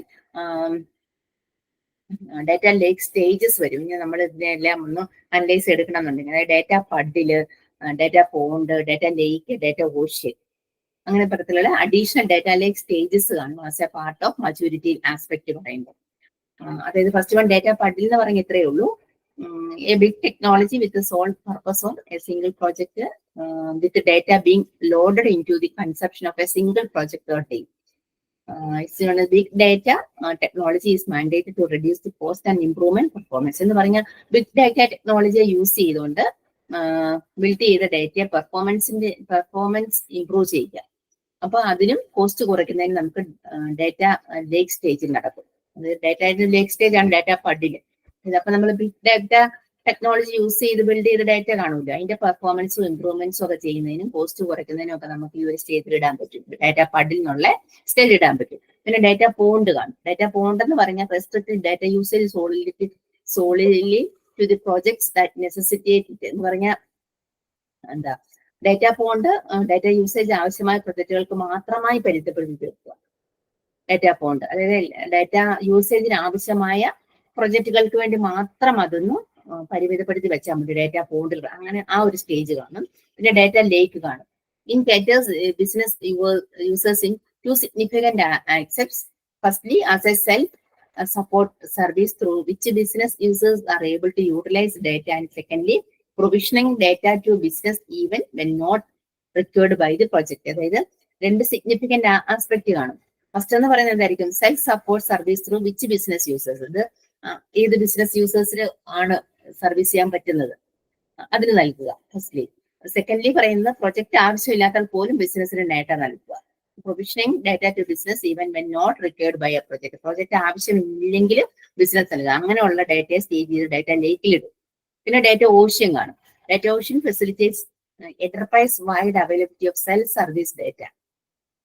അതായത് സെൽഫ് സർവീസ് ഡാറ്റയും എന്റർപ്രൈസ് ഡാറ്റയും ലഭ്യത ഉറപ്പാക്കുക. അങ്ങനെയുള്ള ഡാറ്റകളെ നമുക്ക് ഡാറ്റ ഓഷ്യൻ പറയാം. അങ്ങനെ പല രീതിയിൽ ഡാറ്റയുടെ മച്യൂരിറ്റി നിർത്താൻ വേണ്ടി പല സ്റ്റേജിലായിട്ട് ഡാറ്റയെ പറയുന്നുണ്ട്. ഡാറ്റ പണ്ടില്, ഡാറ്റ പോണ്ട്, ഡാറ്റ ലേക്ക്, ഡാറ്റ ഓഷ്യൻ. ഇതൊക്കെ ജസ്റ്റ് മനസ്സിലാക്കി വെച്ചാൽ മതി. ഇനി ഡാറ്റ ലേക്കിന്റെ ആർക്കിടെക്ചർ പറയുക. ആർക്കിടെക്ചർ പറയുമ്പോൾ നെക്സ്റ്റ് പേജിൽ ആർക്കിടെക്ചറിന്റെ ഒരു ഫിഗർ കിടപ്പുണ്ട്. സാധാരണ ലെയർ കൺസെപ്റ്റ് തന്നെയാണ് പറയാം. നമ്മളിപ്പോ എന്തൊരു ആർക്കിടെക്ചർ എടുത്താലും നമുക്കറിയാം, OSIയുടെ ആർക്കിടെക്ചർ എടുത്താലും അവിടെ 7 ലേയേഴ്സ് ഉണ്ട്. ISP ബാർ IP എടുത്താലും ഇവിടെ 5 ലേയേഴ്സ് ഉണ്ട് എന്ന് പറയുന്നത് പോലെ ഏതൊരു ആർക്കിടെക്ചർ എടുത്താലും അവിടെ ഏതൊക്കെ ലെയറുകൾ വെച്ച് പോകുന്നു എന്ന് പറയാം. 4 ലേയേഴ്സ് ആണുള്ളത്. Injection layer, storage layer, transformation layer, interaction layer. First one injection layer. Injection layer എന്ന് പറഞ്ഞാൽ is a charge of bring data into the data lake system from various sources. അതായത് ഏതായിരിക്കും ഇൻജക്ഷൻ ലെയർ? വേരിയസ് സോഴ്സസിൽ നിന്നും data നമ്മൾ bring data into data lake system from various sources. അല്ല, data lake സിസ്റ്റത്തിലോട്ട് various സോഴ്സിൽ നിന്നും data കൊണ്ടുവരിക. ഡാറ്റ ലേക്ക് സിസ്റ്റത്തിലേക്ക് ഡാറ്റ കൊണ്ടുവരുന്നതിനുള്ള ചുമതല നടത്തുന്ന ലെയർ എന്ന് വേണം നമുക്ക് പറയാൻ പറ്റും. ഏത്? Injection layer. അപ്പം any type of data may be ingest രണ്ടുമാണ്. അപ്പം നമ്മൾ അങ്ങനെ ചുമതല നടത്തുന്ന ഇൻജക്ഷൻ ലെയർ ആണെങ്കിൽ ഏത് തരത്തിലുള്ള ഡാറ്റ വേണമെങ്കിലും ഇവിടെ കൊണ്ടുവരാൻ പറ്റും. Administrators of data lakes are in charge. അവിടെ അഡ്മിനിസ്ട്രേറ്റേഴ്സ് കാണും. അവർക്കായിരിക്കും ആ ഡാറ്റ ലേക്കിന് ചാർജ് കൊടുക്കുന്നത്. ഇത് metadata extractor is the most key component of the injection layer. Injection ലെയറിന്റെ ഒരു മെയിൻ ആയിട്ടൊരു കമ്പോണന്റ് ആണ് മെറ്റാഡാറ്റ എക്സ്ട്രാക്ടർ. അങ്ങനെ മെറ്റാഡാറ്റ എക്സ്ട്രാക്ട് ചെയ്യുന്ന ഒരു എക്സ്ട്രാക്ടർ കാണും. Metadata extractor should extract a much metadata as possible from data source. അങ്ങനെ അപ്പൊ ഇൻജക്ഷൻ ലെയർ കാണും. അതായത് ഡാറ്റ ലേക്കിലോട്ട് വേരിയസ് സോഴ്സിൽ നിന്നും ഡാറ്റയെ കൊണ്ടുവരാനുള്ള ചുമതല വഹിക്കുന്ന ആ ഒരു ലെയർ ആണ്. അവിടെ നമുക്ക് ഏത് തരത്തിലുള്ള ഡാറ്റ വേണമെങ്കിലും കൊണ്ടുവരാൻ പറ്റും. അതുപോലെ അഡ്മിനിസ്ട്രേറ്റേഴ്സ് ആയിരിക്കും അതിനെ കൺട്രോൾ ചെയ്യുന്നത്. പിന്നെ സെക്കൻഡ് ലെയർ എന്ന് പറഞ്ഞാൽ സ്റ്റോറേജ് ലെയർ ആയിരിക്കും. സ്റ്റോറേജ് ലെയർ എന്ന് പറയുമ്പോൾ നമുക്ക് കൺസെപ്റ്റായി store ചെയ്യാനല്ലേ. A metadata repository and a raw data repository are two key components of storage layer. അപ്പോൾ സ്റ്റോറേജ് ലെയറിന് രണ്ട് കമ്പോണൻസ് ഏതൊക്കെയായിരിക്കും? Metadata repository, raw data repository.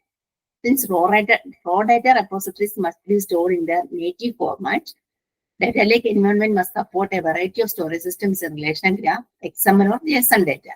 അപ്പൊ അതായത് ഒരു നേറ്റീവ് ഫോർമാറ്റിലായിരിക്കും ഇത് raw data repositories. Hadoop appears to be a strong candidate for the storage layer's basic platform.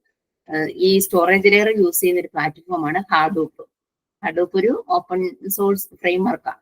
പിന്നെ അടുത്ത ഈ ചാപ്റ്റർ തന്നെ ലാസ്റ്റ് പറയാനുണ്ട് ഹാഡൂപ്പിനെ കുറിച്ച്. പിന്നെയുള്ള ട്രാൻസ്ഫോർമേഷൻ ലെയർ. അപ്പൊ നമ്മൾ ആദ്യമേ വേരിയസ് ഭാഗത്ത് കളക്ട് ചെയ്ത് സ്റ്റോർ ചെയ്തു. ഇനി അത് ട്രാൻസ്ഫോം ചെയ്യണം. ട്രാൻസ്ഫോം ചെയ്യുന്ന പറഞ്ഞാൽ എന്ത് ചെയ്യണം? It requires operation such as cleansing and format transformation. അല്ലെ, ക്ലെൻസ് ചെയ്ത് ഫോർമാറ്റ് ചെയ്യുന്നു.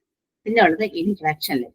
All of these functionalities are needed to work with the data should be covered by interaction layer. അപ്പൊ ഇത് നമ്മളിതെല്ലാം കളക്ട് ചെയ്തുകൊണ്ട് വന്നു, സ്റ്റോർ ചെയ്തു, ട്രാൻസ്ഫോം ചെയ്തു. പിന്നെ നമുക്ക് ഇന്ററാക്ഷൻ ലെയർ ആണ്. അതായത് that should be include visualisation, annotation, selection and filtering of data. അതാണ് ഏത് ഇന്ററാക്ഷൻ ലെയറിൽ വരുന്നത്. അങ്ങനെ 4 തരത്തിലുള്ള ലെയർ ഉണ്ടെന്നുള്ളത് മനസ്സിലാക്കി വെക്കുക ഡേറ്റ ലേക്കിന്റെ ആർക്കിടെക്ചർ. അപ്പൊ ഡേറ്റാബേസിന്റെ ആർക്കിടെക്ചർ നമ്മൾ നേരത്തെ പഠിച്ചു. പക്ഷെ അതുകൂടാതെ ഡേറ്റ ലേക്കിന്റെ ആർക്കിടെക്ചറിനകത്ത് 4 ലെയർ ഉണ്ടെന്നുള്ളത് ഓർത്ത് വയ്ക്കുക.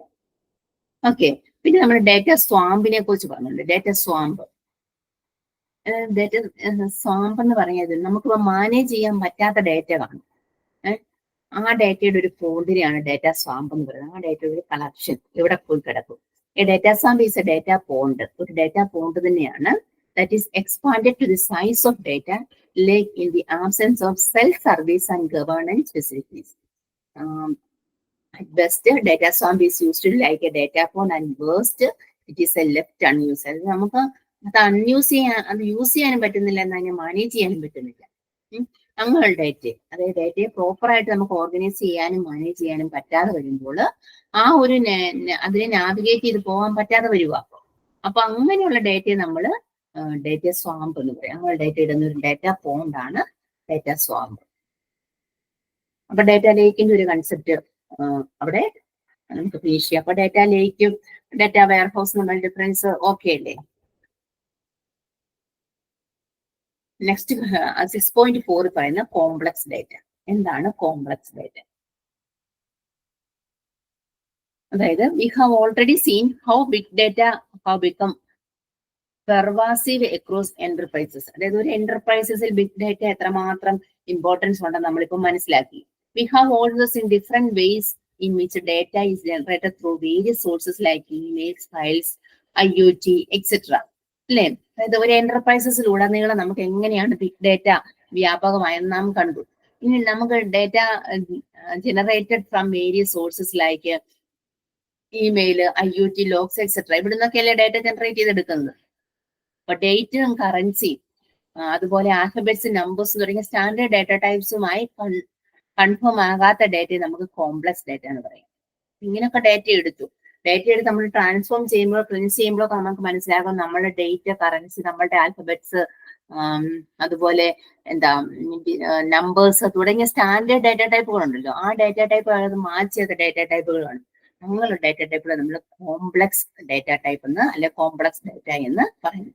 അപ്പൊ ഈ കോംപ്ലക്സ് ഡേറ്റയെ നമ്മൾ ഡേറ്റ സെറ്റ് ആയിട്ട് പ്രോസസ് ചെയ്യപ്പെടുക, ഡേറ്റ സെറ്റുകളായിട്ട് പ്രോസസ് ചെയ്യുക. കോംപ്ലക്സ് ഡേറ്റയെ തന്നെ ഡേറ്റ സെറ്റുകളായിട്ട് പ്രോസസ് ചെയ്യുക. അപ്പൊ പിന്നെ അങ്ങനെ പ്രോസസ് ചെയ്യണമെന്നുണ്ടെങ്കിൽ നമുക്ക് അവിടെ മെഷീൻ ലാംഗ്വേജസ് അല്ലെ മെഷീൻ ലേണിംഗ് മോഡലിംഗ് പാറ്റേണോ അൽഗോരിതംസ് ഒക്കെ യൂസ് ചെയ്താണ് നമ്മൾ അതിനെ ഡേറ്റ സെറ്റുകളായിട്ട് പ്രോസസ് ചെയ്യുന്നത്. അതാണ് ഫസ്റ്റ് പാരഗ്രാഫിൽ പറയുന്നത്. കോംപ്ലക്സ് ഡേറ്റ എന്നാണ് മനസ്സിലായല്ലോ. അതായത് നമുക്ക് നമ്മുടെ സാധാരണ ഡേറ്റ ടൈപ്പിലോട്ട് നമുക്ക് ട്രാൻസ്ഫോം ചെയ്യാൻ പറ്റാത്ത ഡേറ്റകൾ കാണും ഡേറ്റാബേസിനുള്ളിൽ. അങ്ങനെ വരുന്ന ഡേറ്റയെ നമ്മൾ കോംപ്ലക്സ് ഡേറ്റ എന്ന് പറയുന്നു. അങ്ങനെ വരുന്ന കോംപ്ലക്സ് ഡേറ്റയെ നമ്മൾ ഡേറ്റാ സെറ്റുകളായിട്ട് പ്രോസസ് ചെയ്യുവാണ്.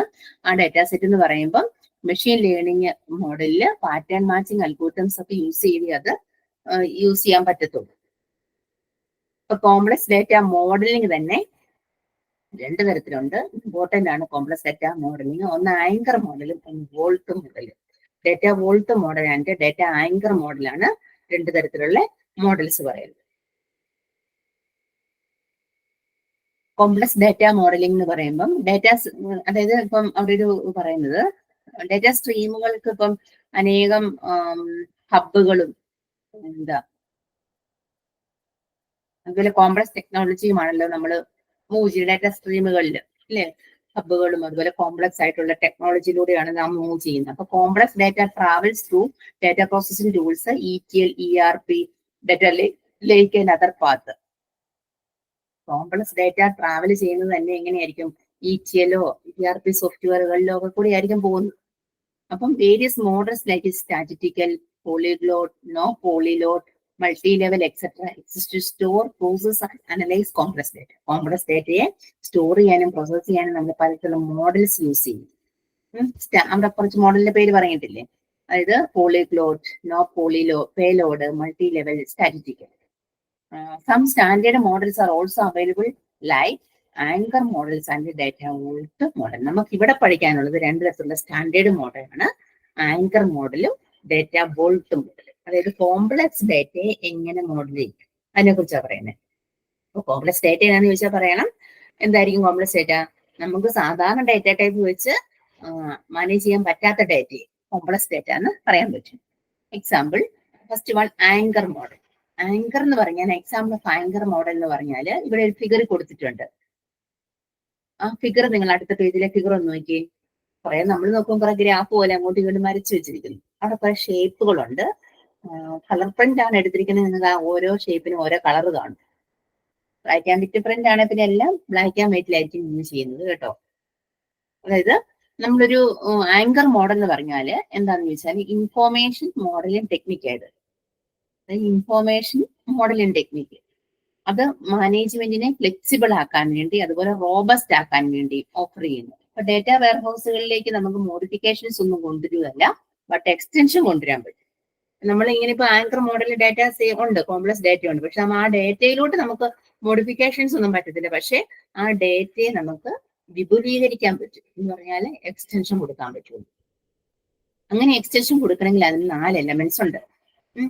Anchors, attributes, ties and knots. നോട്ട്സിന് കെ അവിടെ പറയുന്നില്ല.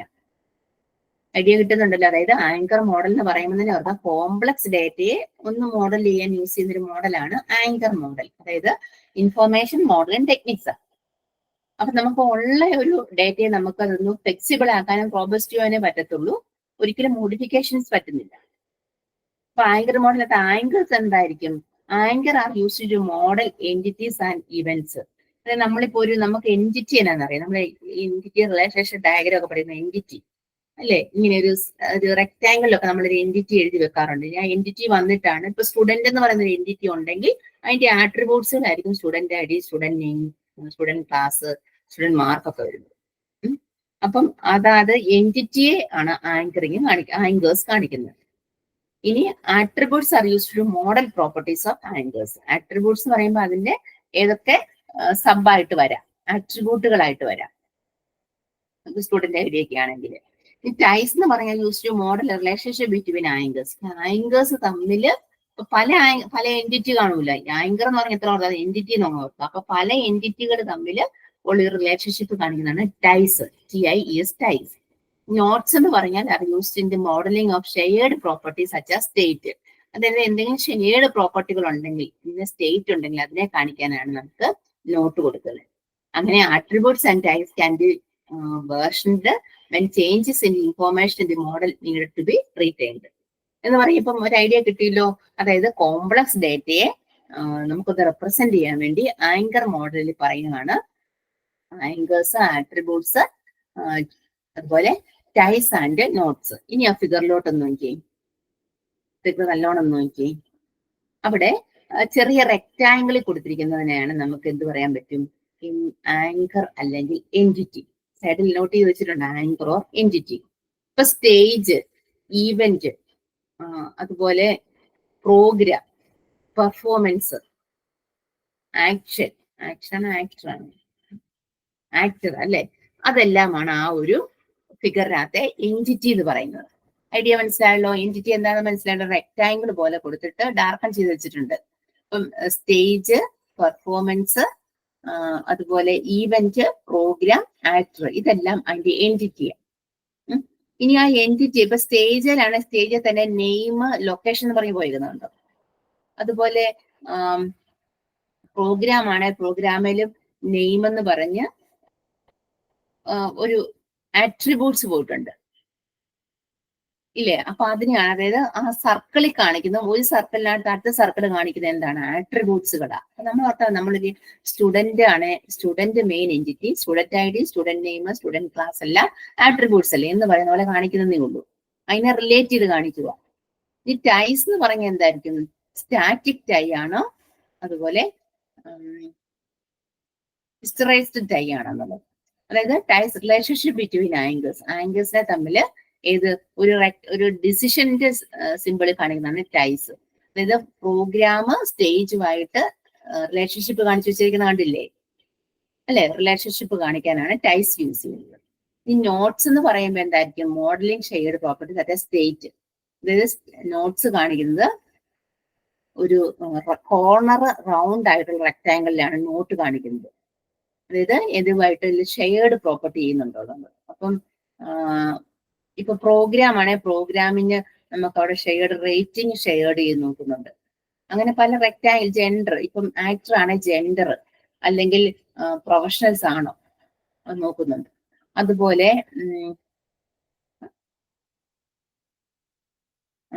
അതേ ഉള്ളൂ. പിന്നെ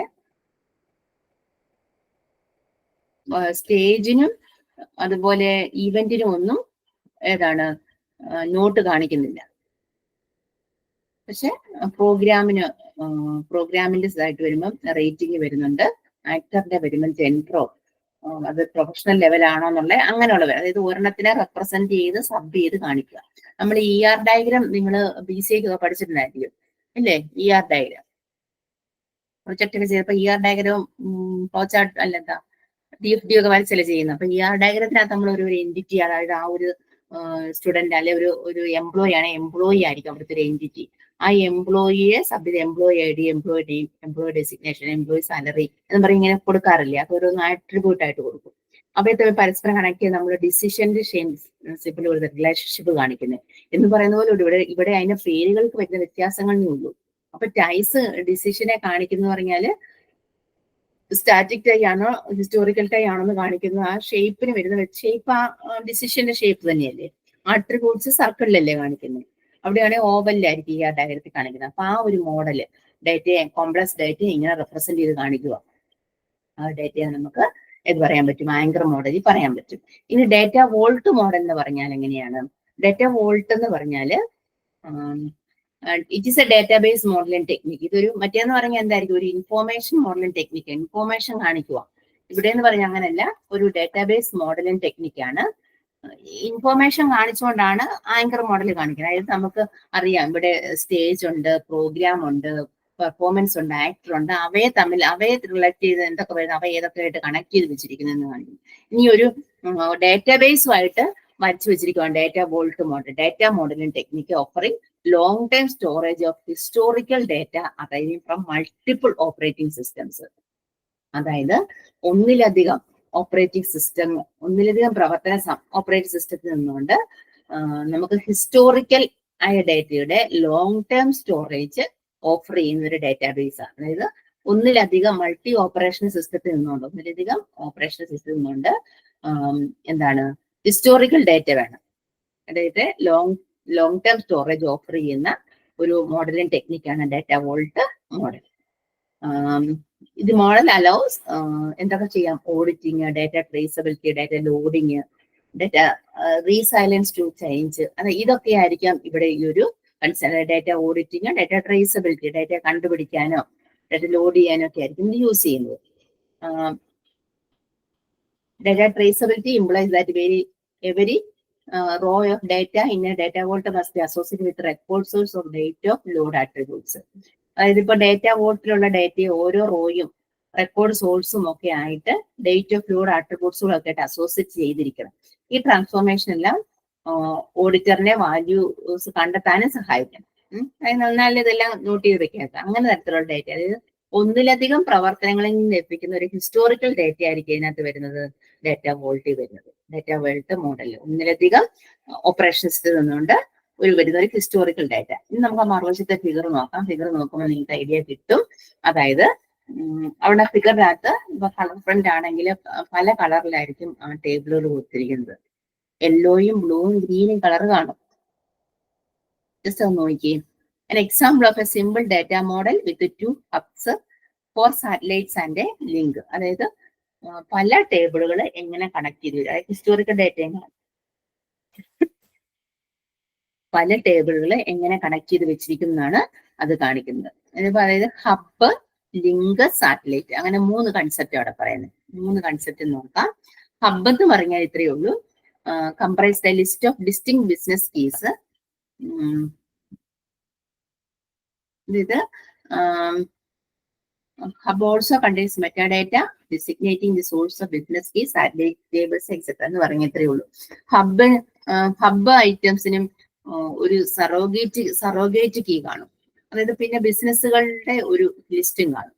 ബിസിനസ് കീയും സോഴ്സ് വ്യക്തമാക്കുന്ന മെറ്റാഡാറ്റയും ഹബിലുണ്ട്. അതായത് ഹബ് എന്ന് ഉദ്ദേശിക്കുന്ന ഇവിടെ കളർ പറയാം.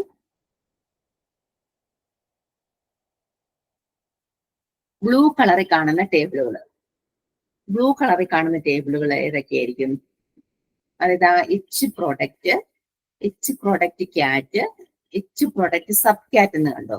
അത് 3 ഏകദേശം ഒരു ബ്ലൂ കളറിലെ കാണും. ആ ബ്ലൂ കളറിൽ കാണുന്ന ടേബിൾ ആയിരിക്കും ഹബ്ബ്.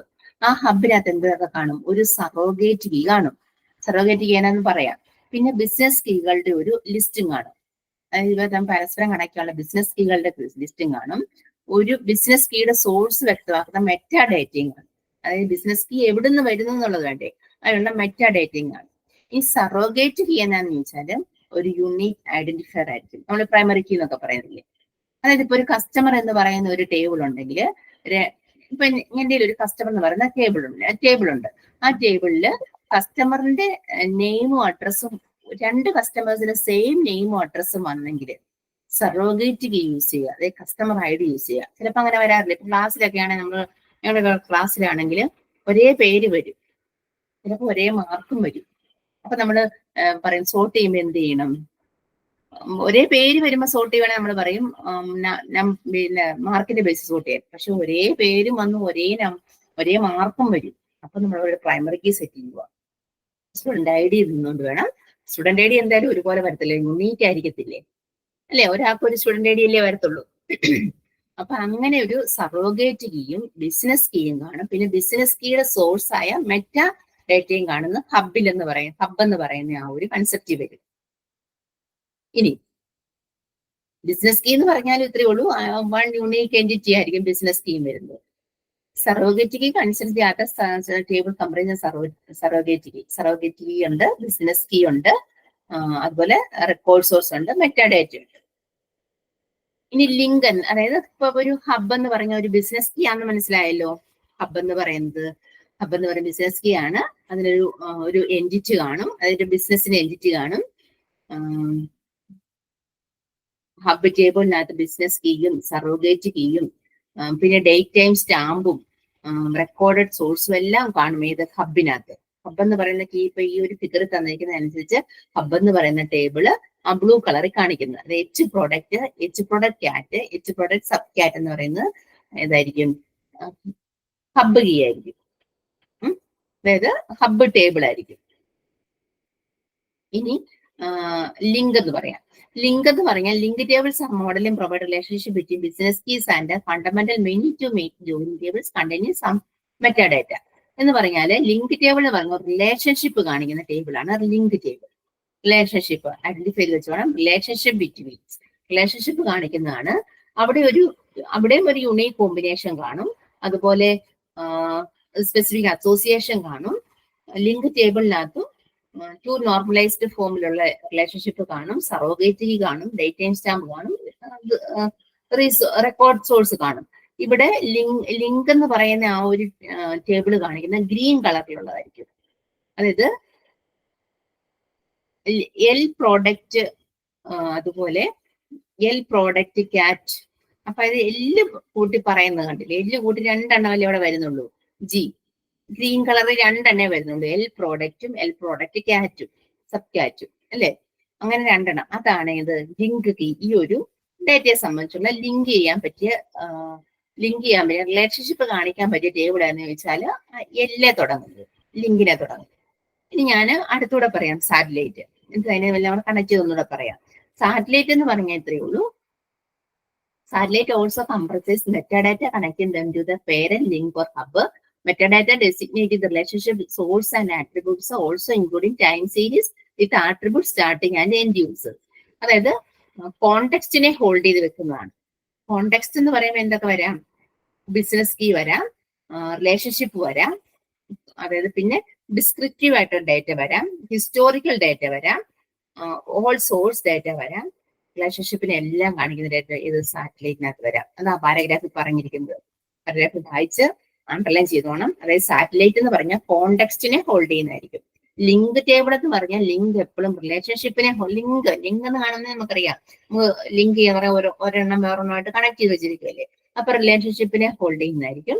അതുപോലെ സാറ്റലൈറ്റ് എന്ന് പറയുമ്പോൾ ബിസിനസ് കീയോ റിലേഷൻഷിപ്പോ അല്ലെങ്കിൽ ഡിസ്ക്രിപ്റ്റീവ് ഡേറ്റയോ ഹിസ്റ്റോറിക്കൽ ഡേറ്റയോ ഒക്കെ സ്റ്റോർ ചെയ്യുന്ന, അല്ലെങ്കിൽ ഒരു റിലേഷൻഷിപ്പിനെ ഡിസ്ക്രൈബ് ചെയ്യുന്ന ഡേറ്റയൊക്കെ സ്റ്റോർ ചെയ്യുന്ന ഒരു പ്ലേസ് ആയിരിക്കും സാറ്റലൈറ്റ് എന്ന് പറയുന്ന ടേബിളുകൾ വരുന്നത്. അപ്പൊ സാറ്റലൈറ്റ് അവിടെ വരുന്ന യെല്ലോ കളർ കാണിച്ചിരിക്കുന്ന ഒരു കാര്യം സാറ്റലൈറ്റ് അല്ലെ. എസ് പ്രോഡക്റ്റ്, അതുപോലെ എസ് പ്രോഡക്റ്റ് സബ് കീ എന്നൊക്കെ പറഞ്ഞില്ലേ, അതെല്ലാം എന്തായിരിക്കും? യെല്ലോ കളറിൽ കാണിക്കുന്ന അവിടെ 4 ടേബിളുകളുണ്ട്. 4 ടേബിൾ യെല്ലോ കളറിലാണ് കാണിക്കുന്നത്. അത് സാറ്റലൈറ്റ് ആയിരിക്കും. അപ്പൊ ഇങ്ങനെ ഡേറ്റയെ മോഡൽ ചെയ്യുന്നതാണ് വോൾട്ട് മോഡൽ എന്ന് പറയുന്നത്. വോൾട്ട് മോഡൽ എന്ന് പറയുമ്പോൾ തന്നെ ഓർക്കുക, നമുക്ക് ഒന്നിലധികം ഓപ്പറേഷണൽ സിസ്റ്റങ്ങളിൽ നിന്ന് നമുക്ക് ലഭിക്കുന്ന ഹിസ്റ്റോറിക്കൽ ഡേറ്റ ആയിരിക്കും അവിടെ വരുന്നത്. അപ്പൊ ഇവിടെ ഒത്തിരി ടേബിളുകൾ വന്നില്ലേ, ആ ടേബിളിനകത്ത് നമുക്ക് ഹബ് ഉണ്ട്, ലിങ്ക് ഉണ്ട്, സാറ്റലൈറ്റ് ഉണ്ട്. ഹബ് എന്ന് പറയുമ്പോൾ ഓർക്കുക, അതൊരു ബിസിനസ് കീ ആയിരിക്കും അവിടെ. അതായത് ഒരു കീ ബിസിനസിന്റെ ഡോക്യുമെന്റ്സിനെയും കറസ്പോണ്ടിനെ സംബന്ധിച്ചുള്ള കീകളായിരിക്കും വരുന്നത്. അവിടെ സറോഗേറ്റ് കീയും കാണും.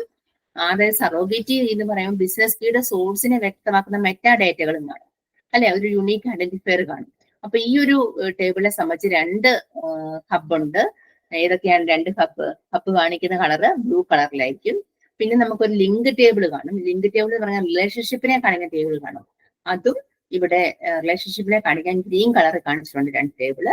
പിന്നെ സാറ്റലൈറ്റ്, അതായത് ബാക്കി എല്ലാ ഇതിനെ ഹോൾഡ് ചെയ്ത് വെക്കുന്ന ടേബിളുകളും. അപ്പൊ ഇതിൽ നിന്നുള്ള എല്ലാ ഡേറ്റയും ഇപ്പൊ അവിടെയാണെങ്കിൽ 1, 2, 3, 4, 5, 6, 7, 8, 9 ടേബിളുകൾ കൊടുത്തിട്ടുണ്ട്. 9 ടേബിളിൽ നിന്നുള്ള ഡേറ്റ എടുത്ത് നമ്മളൊരു ഡേറ്റയെ ഡെവലപ്പ് ചെയ്യുക. അതാണ് കോംപ്ലക്സ് ഡേറ്റ എന്ന് പറയുന്നത്. നമുക്കിപ്പോ ഇതൊരു കണ്ടുപിടിക്കാൻ തന്നെ ബുദ്ധിമുട്ടാണ്, അല്ലെ.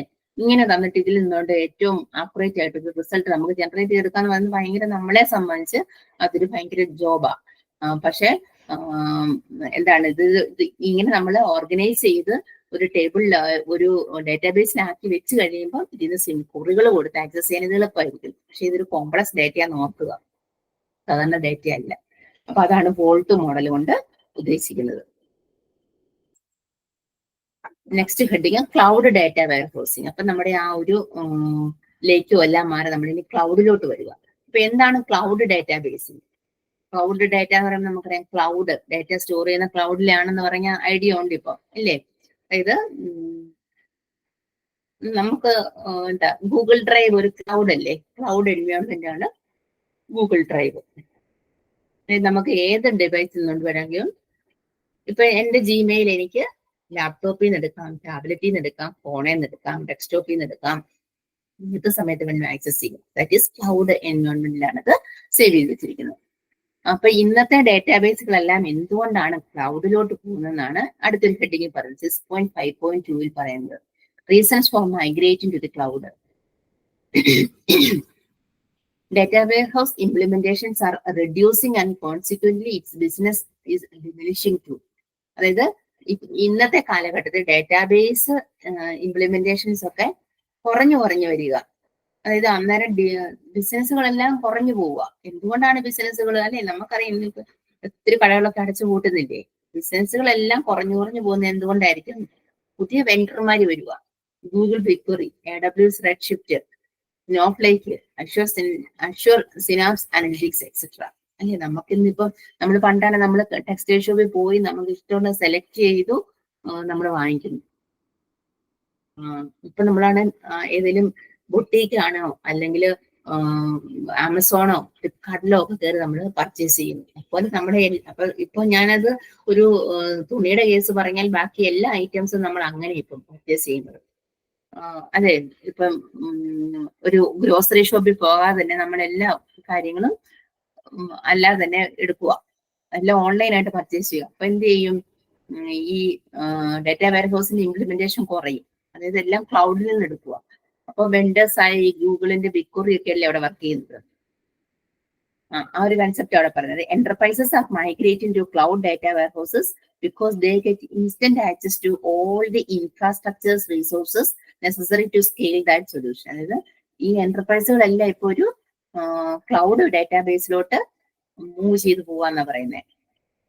അപ്പൊ അതെന്തുകൊണ്ടാന്ന് ചോദിച്ചാല് അവിടെ 4 പോയിന്റ്സ് പറയുന്നുണ്ട്. ഇംപ്രൂവ് പെർഫോമൻസ് കൂടുതലായിരിക്കും, flexibility of cost through flexibility of cloud resource utilisation. അതായത് നമുക്ക് എപ്പോൾ വേണമെങ്കിലും 24/7 എന്നല്ലേ പറയുന്നത്, എപ്പോൾ വേണമെങ്കിലും നമുക്ക് അത് ആക്സസ് ചെയ്യാൻ പറ്റും.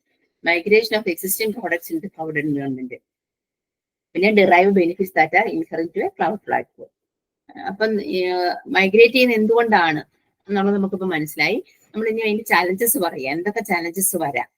Cloud based data warehouses are essential component of the future enterprises data. അതല്ലേ ഇനി ഭാവിയിലോട്ട് നമ്മൾ ക്ലൗഡ് എന്നുള്ള കൺസെപ്റ്റില്ല നമുക്ക് എന്റർപ്രൈസസുകളൊന്നും മുന്നോട്ട് കൊണ്ടുപോകാൻ പറ്റത്തില്ല. അങ്ങനെ വരുമ്പോൾ കുറെ എന്തൊക്കെ ചാലഞ്ചസ് വരാം.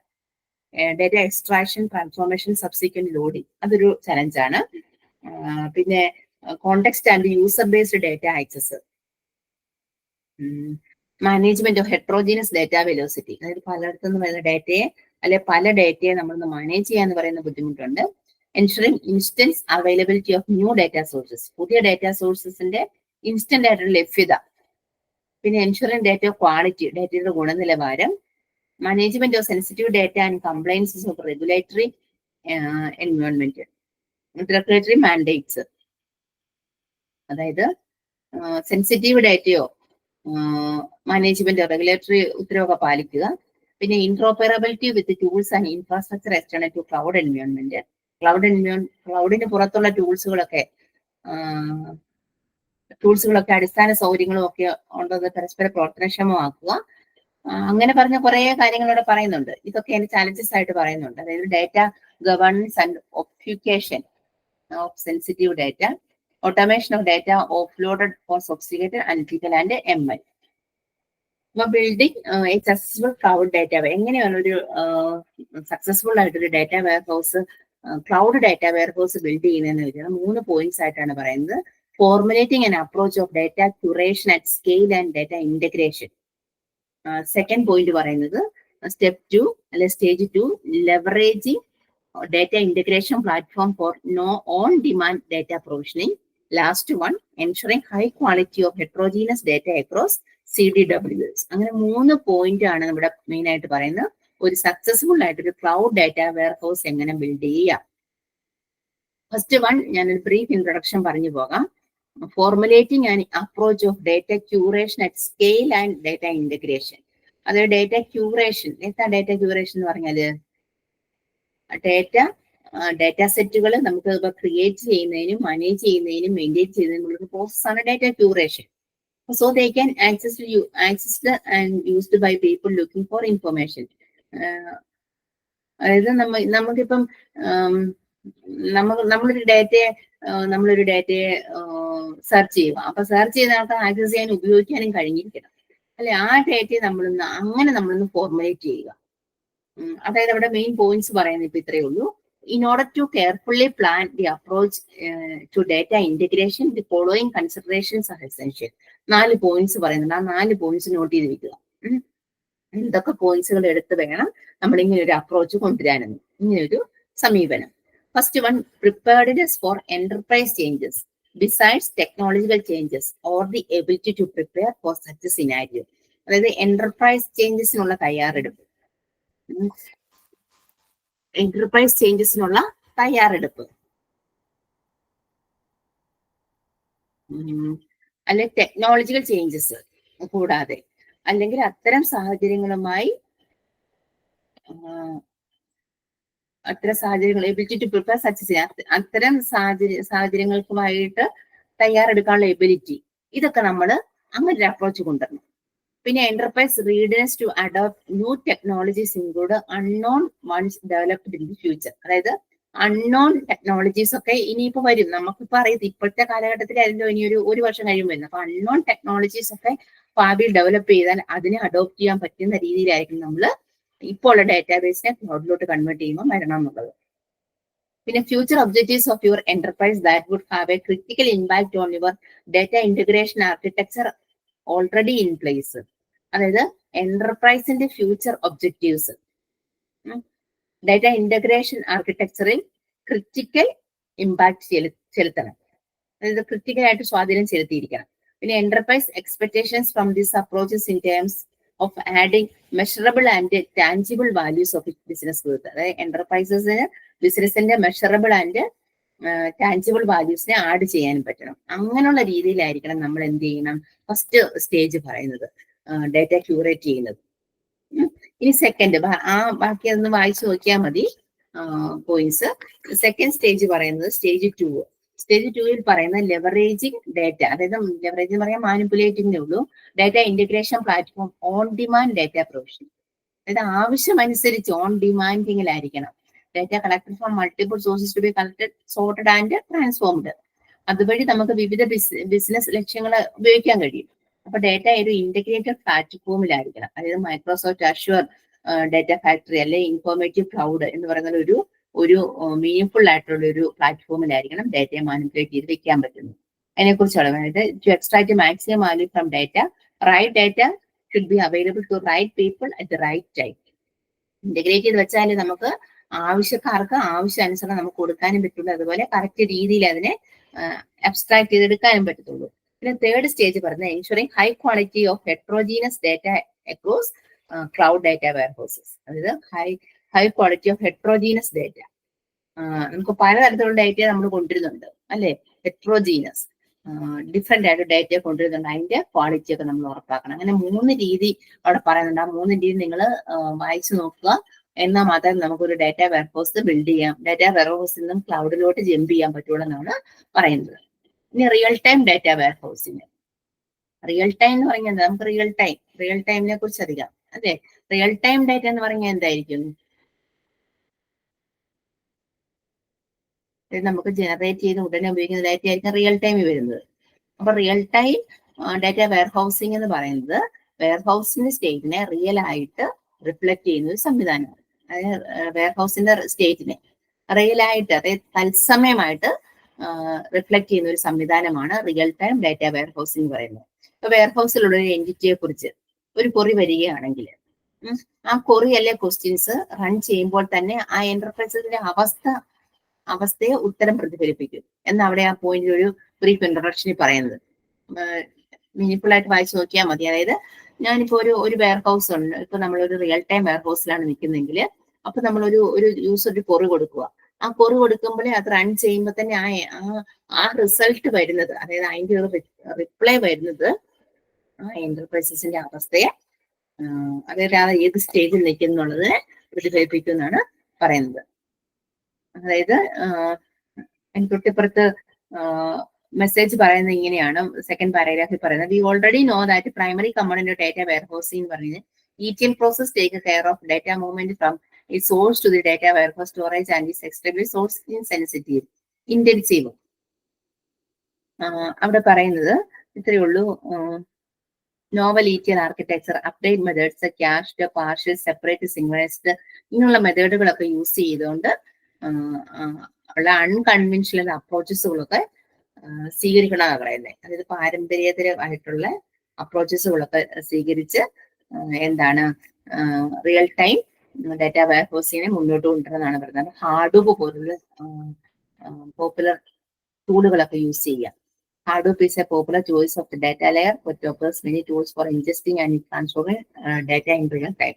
റിയൽ ടൈമിൽ ഡാറ്റയെ ട്രാൻസ്ഫർ ചെയ്യാൻ വേണ്ടി ഹാഡൂപ്പ് പോലുള്ള ടൂളുകൾ യൂസ് ചെയ്യുക. ഹാഡൂപ്പിനോട് അടുത്ത പോയിന്റ് പറയുന്നുണ്ട്. പിന്നെ അവിടെ റിയൽ ടൈം ഡാറ്റ വെയർഹൗസ് ആർക്കിടെക്ചറിനെ കുറിച്ച് പറയാം. അപ്പൊ നമ്മളിപ്പോ ഏതൊരു വെയർഹൗസ് എടുത്താലും അതിന്റെ ആർക്കിടെക്ചർ ഇമ്പോർട്ടന്റ് ആണെന്ന് പറയുമല്ലോ. അപ്പൊ ആർക്കിടെക്ചറിനെ കുറിച്ചാണ് പറയുന്നത്. അവിടെ പറയുന്നത് the integration layer binds together the analytics and decision layers and this composite collection of layers infed through various components of data layer. അതിപ്പോ ഡാറ്റ ജനറേറ്റ് ചെയ്ത ഉടനെ പ്രോസസ് ചെയ്യുകയും റിയൽ ടൈം ആയിട്ട് ഡാറ്റാബേസുകൾ ഉപയോഗിച്ച് അനലൈസ് ചെയ്യുകയും ചെയ്യുകയാണ് റിയൽ ടൈം ഡാറ്റാബേസ് ചെയ്യുന്നത്. അപ്പൊ അങ്ങനെ ചെയ്യുമ്പോൾ ഇവിടെ 3 സ്റ്റെപ്സ് പറയുന്നുണ്ട്. The proposed consider compresses following component levels. Data production system posed on data sources and responsible for populating the data warehouse. This block comprises a source flow regulator that periodically transfer data to the data warehouse after the data has been identified for pertinent changes. അതായത് data സോഴ്സുകളിൽ post ചെയ്തിരിക്കുന്ന data production സിസ്റ്റങ്ങൾ, അങ്ങനെയാണല്ലോ data സോഴ്സുകളിൽ post ചെയ്ത data production സിസ്റ്റങ്ങൾ കാണുമല്ലോ, അത് populate ചെയ്യുന്നതിന് responsible ആണെന്ന്. അതായത് ഈ ഒരു ബ്ലോക്കില് എസ് ഫ്ലോർ എന്ന് പറഞ്ഞാൽ സോഴ്സ് ഫ്ലോ റെഗുലേറ്റർ ഉൾപ്പെടുന്നുണ്ട്. ഇത് യൂസ് ചെയ്ത ഡാറ്റ വെയർഹൗസിലേക്ക് ഡാറ്റ ട്രാൻസ്മിറ്റ് ചെയ്യാൻ പറ്റും. പിന്നെ data processing area responsible for data quality and transformation. അതായത് ഡാറ്റ പ്രോസസിംഗ് ഏരിയ DPA എന്ത് ഡാറ്റ ക്വാളിറ്റിക്കും ട്രാൻസ്ഫോർമേഷനും ഉത്തരവാദിത്തമുള്ള ഒരു പ്രോസസ്സാണ്. This block contains data flow regulator D floor used for detecting transmission ready source. അത് D floor എന്ന് പറയുന്ന ആ ഒരു റെഗുലേറ്റർ യൂസ് ചെയ്തുകൊണ്ട് ഡിറ്റക്ട് ചെയ്യാൻ പറ്റും ഡാറ്റ പ്രോസസിംഗ് ഏരിയ. പിന്നെ after cleaning ETL workflow collects records from the transmitting data sources and transfers into data. ഇപ്പൊ ETL ക്ലീനിങ്ങിന് ശേഷം ETL വർക്ക്ഫ്ലോ ഈ ഡാറ്റ വെയർഹൗസ് ഫോർമാറ്റിലോട്ട് ഡാറ്റയെ കൺവേർട്ട് ചെയ്തുകൊണ്ട് പോകും. അങ്ങനെയുള്ള കാര്യങ്ങളാണ് പറയുന്നത്. ഡാറ്റ വെയർഹൗസ് ആർക്കിടെക്ചർ കമ്പോണൻസ് പറയുന്നത് meta data, web server, client, web server provider, ETL, real time partition, real time data integration ആണ് ഡാറ്റ വെയർഹൗസ്. അതാണ് നെക്സ്റ്റ് പോയിന്റിൽ ആ ഫിഗറിൽ പറയുന്നത്. ജസ്റ്റ് ഒന്ന് റീഡ് ചെയ്താൽ മതി. റിയൽ ടൈം ഡാറ്റ വെയർഹൗസ് മാനേജ്മെന്റിനെ കുറിച്ച് പ്രീവിയസ് ക്വസ്റ്റ്യൻ പേപ്പറിൽ അങ്ങനെ കണ്ടിട്ടില്ല. ജസ്റ്റ് ഒരു റിയൽ ടൈം എന്താണ്, റിയൽ ടൈം എന്ന് പറഞ്ഞാൽ നമ്മളിപ്പോൾ ജനറേറ്റ് ചെയ്ത് ഉടനെ തന്നെ ആ ഡാറ്റ യൂസ് ചെയ്യുക, അങ്ങനെയുള്ള ഡാറ്റയാണ്. അതായത് അങ്ങനെയുള്ള ഡാറ്റാബേസുകളിൽ എന്തായിരിക്കും, നമുക്ക് പെട്ടെന്ന് തന്നെ കൊടുക്കുന്ന റിസൾട്ട് കിട്ടും. അങ്ങനെയുള്ള ഡാറ്റ വെയർഹൗസ് എന്ന് പറയുന്നത്. അതിന്റെ ഒരു പ്രോസസ്സാണ് അവിടെ പറയുന്നത്. പിന്നെ നെക്സ്റ്റ് പറയുന്നത് real time data warehouse architecture trade off എന്തൊക്കെയാണ്, അതിന്റെ ഇടപാടുകൾ എന്തൊക്കെയാന്ന് നോക്കാം. അതൊരു ബ്രീഫ് ആയിട്ട് പറയുന്നുണ്ട്. Batch file replacement, restrict scrutiny, publish facts with dimension, preclude data staging, അങ്ങനെ 4 കാര്യം. അതായത് എന്തൊക്കെയാണ് trade off. Batch file replacement. Batch file എന്ന് പറഞ്ഞാൽ ഇത്രേ ഉള്ളൂ. അതായത് use of message queues and transaction log files are recommended by Ralph Kimball replacing batch files. അതായത് ഇപ്പൊ മെസ്സേജസും ട്രാൻസാക്ഷൻസും എല്ലാം റെക്കോർഡ് ചെയ്ത് വെച്ചിരിക്കുന്ന ഫയലുകളാണ് ലോഗ് ഫയലുകൾ. ആ ലോഗ് ഫയലുകൾ അതായത് ബാച്ച് ഫയൽ ആയിട്ട് റീപ്ലേസ് ചെയ്യുക. Restrict scrutiny of data quality, ഡാറ്റയുടെ ക്വാളിറ്റിയെ സൂക്ഷ്മ പരിശോധന നടത്തുന്നത്. അതെന്ന് പറഞ്ഞാൽ എത്രയേ ഉള്ളൂ. ഇവിടെ നമ്മൾ സൂക്ഷ്മ പരിശോധന കോളം ഡാറ്റയ്ക്ക് ബാധകമാണ് എന്ന് പറഞ്ഞാല് പാരഗ്രാഫിൽ പറയുന്ന ഡാറ്റ റിക്വസ്റ്റ് കൂടുതലാകുമ്പോൾ മാൻഡേറ്റ്സുകൾ കുറയും. അപ്പൊ അതിലൂടെ ഡാറ്റ അൺറിലയബിൾ ആയാൽ യൂസേഴ്സിന് ഡാറ്റയെ കുറിച്ച് ബോധവൽക്കരണം, അതായത് അങ്ങനെ വന്നാൽ നമ്മൾ അതിനെ ഡാറ്റയെ സൂക്ഷ്മമായിട്ട് പരിശോധിക്കണം.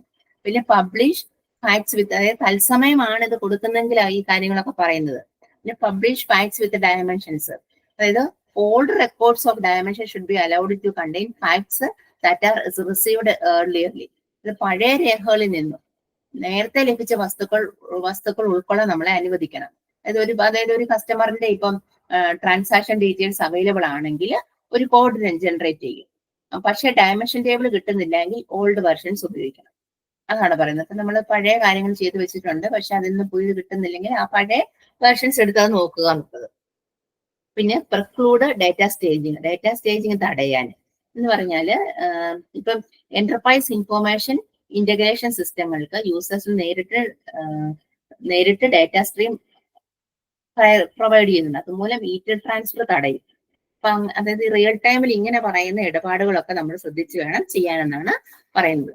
പിന്നെ real time partitions for database data visualisation. Real time partitions എന്ന് പറയാൻ എത്രയേ ഉള്ളൂ. Demand on real time data have increased with increase in time intervals of data transmission between data warehouse and business intelligence teams and production transaction processing. അതായത് interval കുറയുന്നതനുസരിച്ച് real time ഡാറ്റയുടെ demand കൂടും. അങ്ങനെയാണല്ലോ, interval കുറയുവാണെങ്കിൽ എപ്പോഴും real time ഡാറ്റയുടെ demand കൂടും. അപ്പോൾ ഒരു എന്താ റിയൽ ടൈം പാർട്ടീഷൻ ആവശ്യമായിട്ട് വരും. അപ്പൊ എപ്പോഴാണ് റിയൽ ടൈം പാർട്ടീഷൻ വരുന്നത്? ഇന്റർവെല്ല് കുറയുമ്പോൾ. അപ്പൊ അതിന്റെ 3-4 പോയിന്റ്സ് അവിടെ പറയുന്നുണ്ട്. അതായത് ഇപ്പൊ സ്റ്റാറ്റിക് ഡാറ്റാബേസിലെ ഫാക്ട് ടേബിള് പാർട്ടീഷനൊക്കെ ആയിട്ട് ചെയ്താല് ഇത് നമുക്ക് ഇങ്ങനെ വിഷ്വലൈസ് ചെയ്യാൻ പറ്റുന്നുള്ള കാര്യങ്ങളാണ് ആ പാരഗ്രാഫിൽ പറയുന്നത്. പിന്നെ റിയൽ ടൈം പാർട്ടീഷൻ ഫോർ ട്രാൻസാക്ഷന് പോലും റിയൽ ടൈം പാർട്ടീഷൻ നൽകണം എന്ന് പറഞ്ഞാൽ ഇപ്പം ഒരേ സമയം തന്നെ for example approximate 10 million daily transactions a fact table would sizable in volume. അപ്പം അതല്ലേ ഒരുപാട് ട്രാൻസാക്ഷൻസ് ഒരു സമയം നടത്തുവാണെങ്കിൽ അവിടെ റിയൽ ടൈം ആയിട്ട് പാർട്ടീഷൻ ചെയ്തിരിക്കണം. അതുപോലെ real time partition based on periodic snapshot.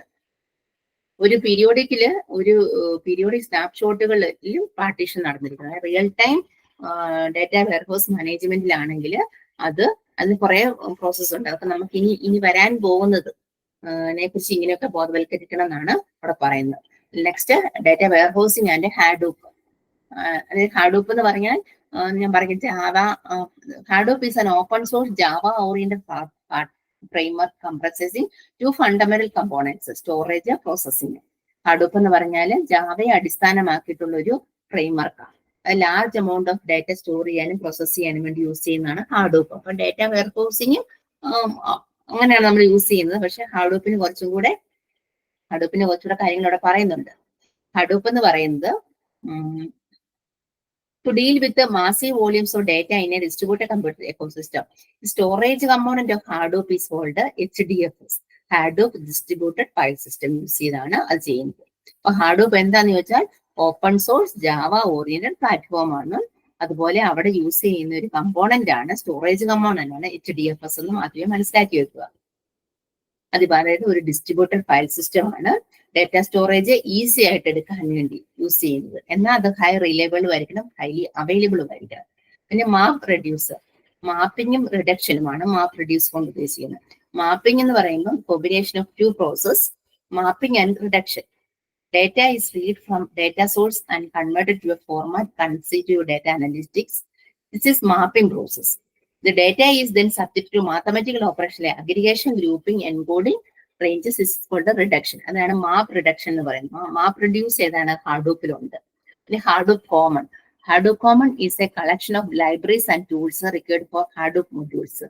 ഹാഡൂപ്പ് എന്ന് പറയുന്ന ആ ഒരു ജാവ ഓറിയന്റഡ് പ്ലാറ്റ്ഫോമില് കളക്ഷൻ ഓഫ് ലൈബ്രറീസും ടൂൾസുകളും ഉണ്ട്. അതുപോലെ യാൺ എന്ന് പറയുന്ന ഒരു പ്ലാറ്റ്ഫോം യൂസ് ചെയ്താണ്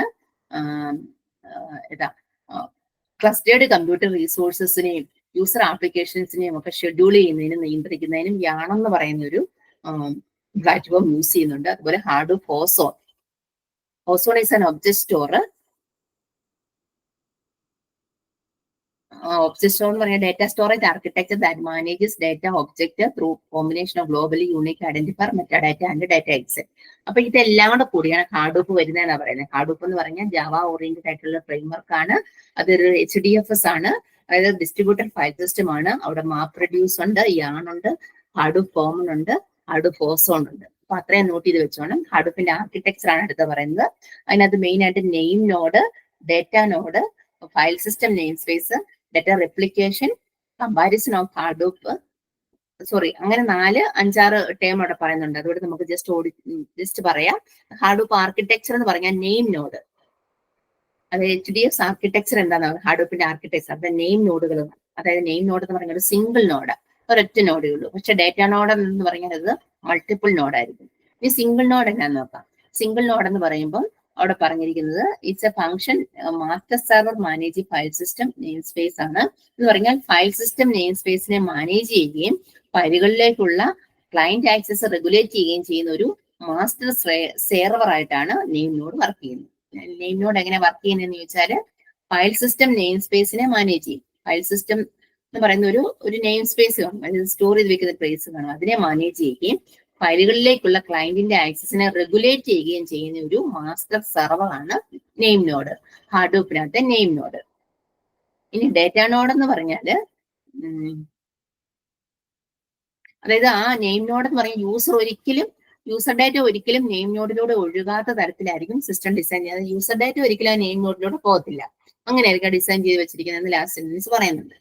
ഈ ഡേറ്റ നോഡ് എന്ന് പറഞ്ഞാൽ മൾട്ടിപ്പിൾ നോഡുകളായിരിക്കും, ഒന്നിൽ കൂടുതൽ നോഡുകൾ കാണും. യൂഷ്വലി 1 പെർ നോഡിന്റെ ക്ലസ്റ്റർ, ഓരോ ക്ലസ്റ്ററിലും ഒന്നിൽ കൂടുതൽ നോഡുകൾ കാണും. അപ്പം HDFs allows user data to be stored in files. Files are internally split into 1 or more blocks which are stored in a data node. അതായത് അങ്ങനെ വരുമ്പോഴത്തേനും പല പല നോഡുകളിൽ ആ ഡേറ്റ സ്റ്റോർ ചെയ്ത് വയ്ക്കും. പിന്നെ ഫയൽ സിസ്റ്റം നെയിം സ്പേസ് കാണും. HDF supports hierarchical file organisation. ഒരു ഹയറാർക്കിക്കൽ ഫയൽ ഓർഗനൈസേഷൻ ആണ് ഇത് സ്റ്റോർ ചെയ്ത് വെക്കുന്നത്. പിന്നെ ഡേറ്റ റെപ്ലിക്കേഷൻ എന്ന് പറയുന്നത് ലാർജ് ഫയൽസിനെ ലാർജ് ക്ലസ്റ്ററിലായിട്ട് വെക്കും. HDFs reliably stores very large files across machines in a large cluster. Each file stored as a sequence of blocks with a replicated for fault tolerance. അങ്ങനെ ഓരോരോ ക്ലസ്റ്ററിലായിട്ട് save ചെയ്തിരിക്കും. അങ്ങനെ Hadoop is open used for mean both base modules and sub modules and also base മൊഡ്യൂൾസിലും sub മൊഡ്യൂൾസിലും എൻവയോൺമെന്റിലും ഒക്കെ മനസ്സിലാക്കാൻ ഹാഡൂപ്പ് use ചെയ്യാം. അങ്ങനെയാണ് ഹാഡൂപ്പിന്റെ ആർക്കിടെക്ചർ പറയുന്നത്. അതായത് ഹാഡൂപ്പിന്റെ ആർക്കിടെക്ചറിനകത്ത് പറയുന്നത് name space, data node, file system name space, data replication, അങ്ങനെ 4 തരത്തിലുള്ള ആർക്കിടെക്ചർ പറയുന്നുണ്ട്. അത് ജസ്റ്റ് നോട്ട് ചെയ്ത് വെക്കണം. ലാസ്റ്റ് വൺ പറയുന്നത് comparisons of Hadoop and data warehouse. Data വെയർഹൗസും ഹാഡൂപ്പും തമ്മിലുള്ള കമ്പാരിസൺ ആണ് പറയുന്നത്. ഡേറ്റ വെയർഹൗസും അതായത് ഡേറ്റ വെയർഹൗസും ഹാഡൂപ്പും, അതായത് ഡേറ്റയിൽ തമ്മിലുള്ള ഡേറ്റ എന്ന് പറയുന്നത് ഓർത്താൽ മതി. Data source can be added or removed in both database and Hadoop in addition to heterogeneous data source. അതായത് ഡേറ്റ വെയർഹൗസിലാണെങ്കിൽ സ്ട്രക്ചേർഡ് ഡേറ്റ ആയിരിക്കും വരുന്നത്, ഹാഡൂപ്പിലാണെങ്കിൽ അൺസ്ട്രക്ചേർഡ് സെമി സ്ട്രക്ചേർഡ് ഡേറ്റ ആയിരിക്കും വരുന്നത്, അതായത് ഓഡിയോ വീഡിയോ ആയിരിക്കും വരുന്നത്. പിന്നെ Hadoop works on principle of schema on read ആയിരിക്കും, ഡേറ്റ വെയർഹൗസ് ഓൺ റൈറ്റ് ആയിരിക്കും. നമ്മൾ മുമ്പ് ഒന്ന് പറഞ്ഞ പോയിന്റ്സ് തന്നെയാണ്. പിന്നെ പെർഫോമൻസ്, ഗവേണൻസ്, സെക്യൂരിറ്റി, ഫ്ലെക്സിബിലിറ്റി, ഇതെല്ലാം ജസ്റ്റ് ഒന്ന് നോട്ട് വെച്ചോണം. അതായത് പെർഫോമൻസ് എന്ന് പറഞ്ഞാൽ ഹാഡൂപ്പില് റിയൽ ടൈം ഇംപ്ലിമെന്റേഷൻ ആയിരിക്കും. ഗവേണൻസ് എന്ന് പറയുമ്പോൾ ഹാഡൂപ്പില് ഹൈലി കോൺഫിഗറബിൾ ആർക്കിടെക്ചർ ആയിരിക്കും. Security block level addition of offering transparent encryption, അതായത് ട്രാൻസ്പെറന്റ് എൻക്രിപ്ഷനൊപ്പം ബ്ലോക്ക് ലെവൽ ഹാഡൂപ്പും സെക്യൂരിറ്റി നൽകുന്നുണ്ട്. അപ്പൊ ഹാഡൂപ്പിന്റെ മാസീവ് സ്റ്റോറേജും അതുപോലെ കമ്പ്യൂട്ടിംഗ് കപ്പാസിറ്റിയും ഡേറ്റയെ ഡീസെൻസിറ്റൈസ് ചെയ്യുന്നത് എളുപ്പമാക്കുന്നുണ്ട്. ഒരു ഫ്ലെക്സിബിലിറ്റി നോക്കുക.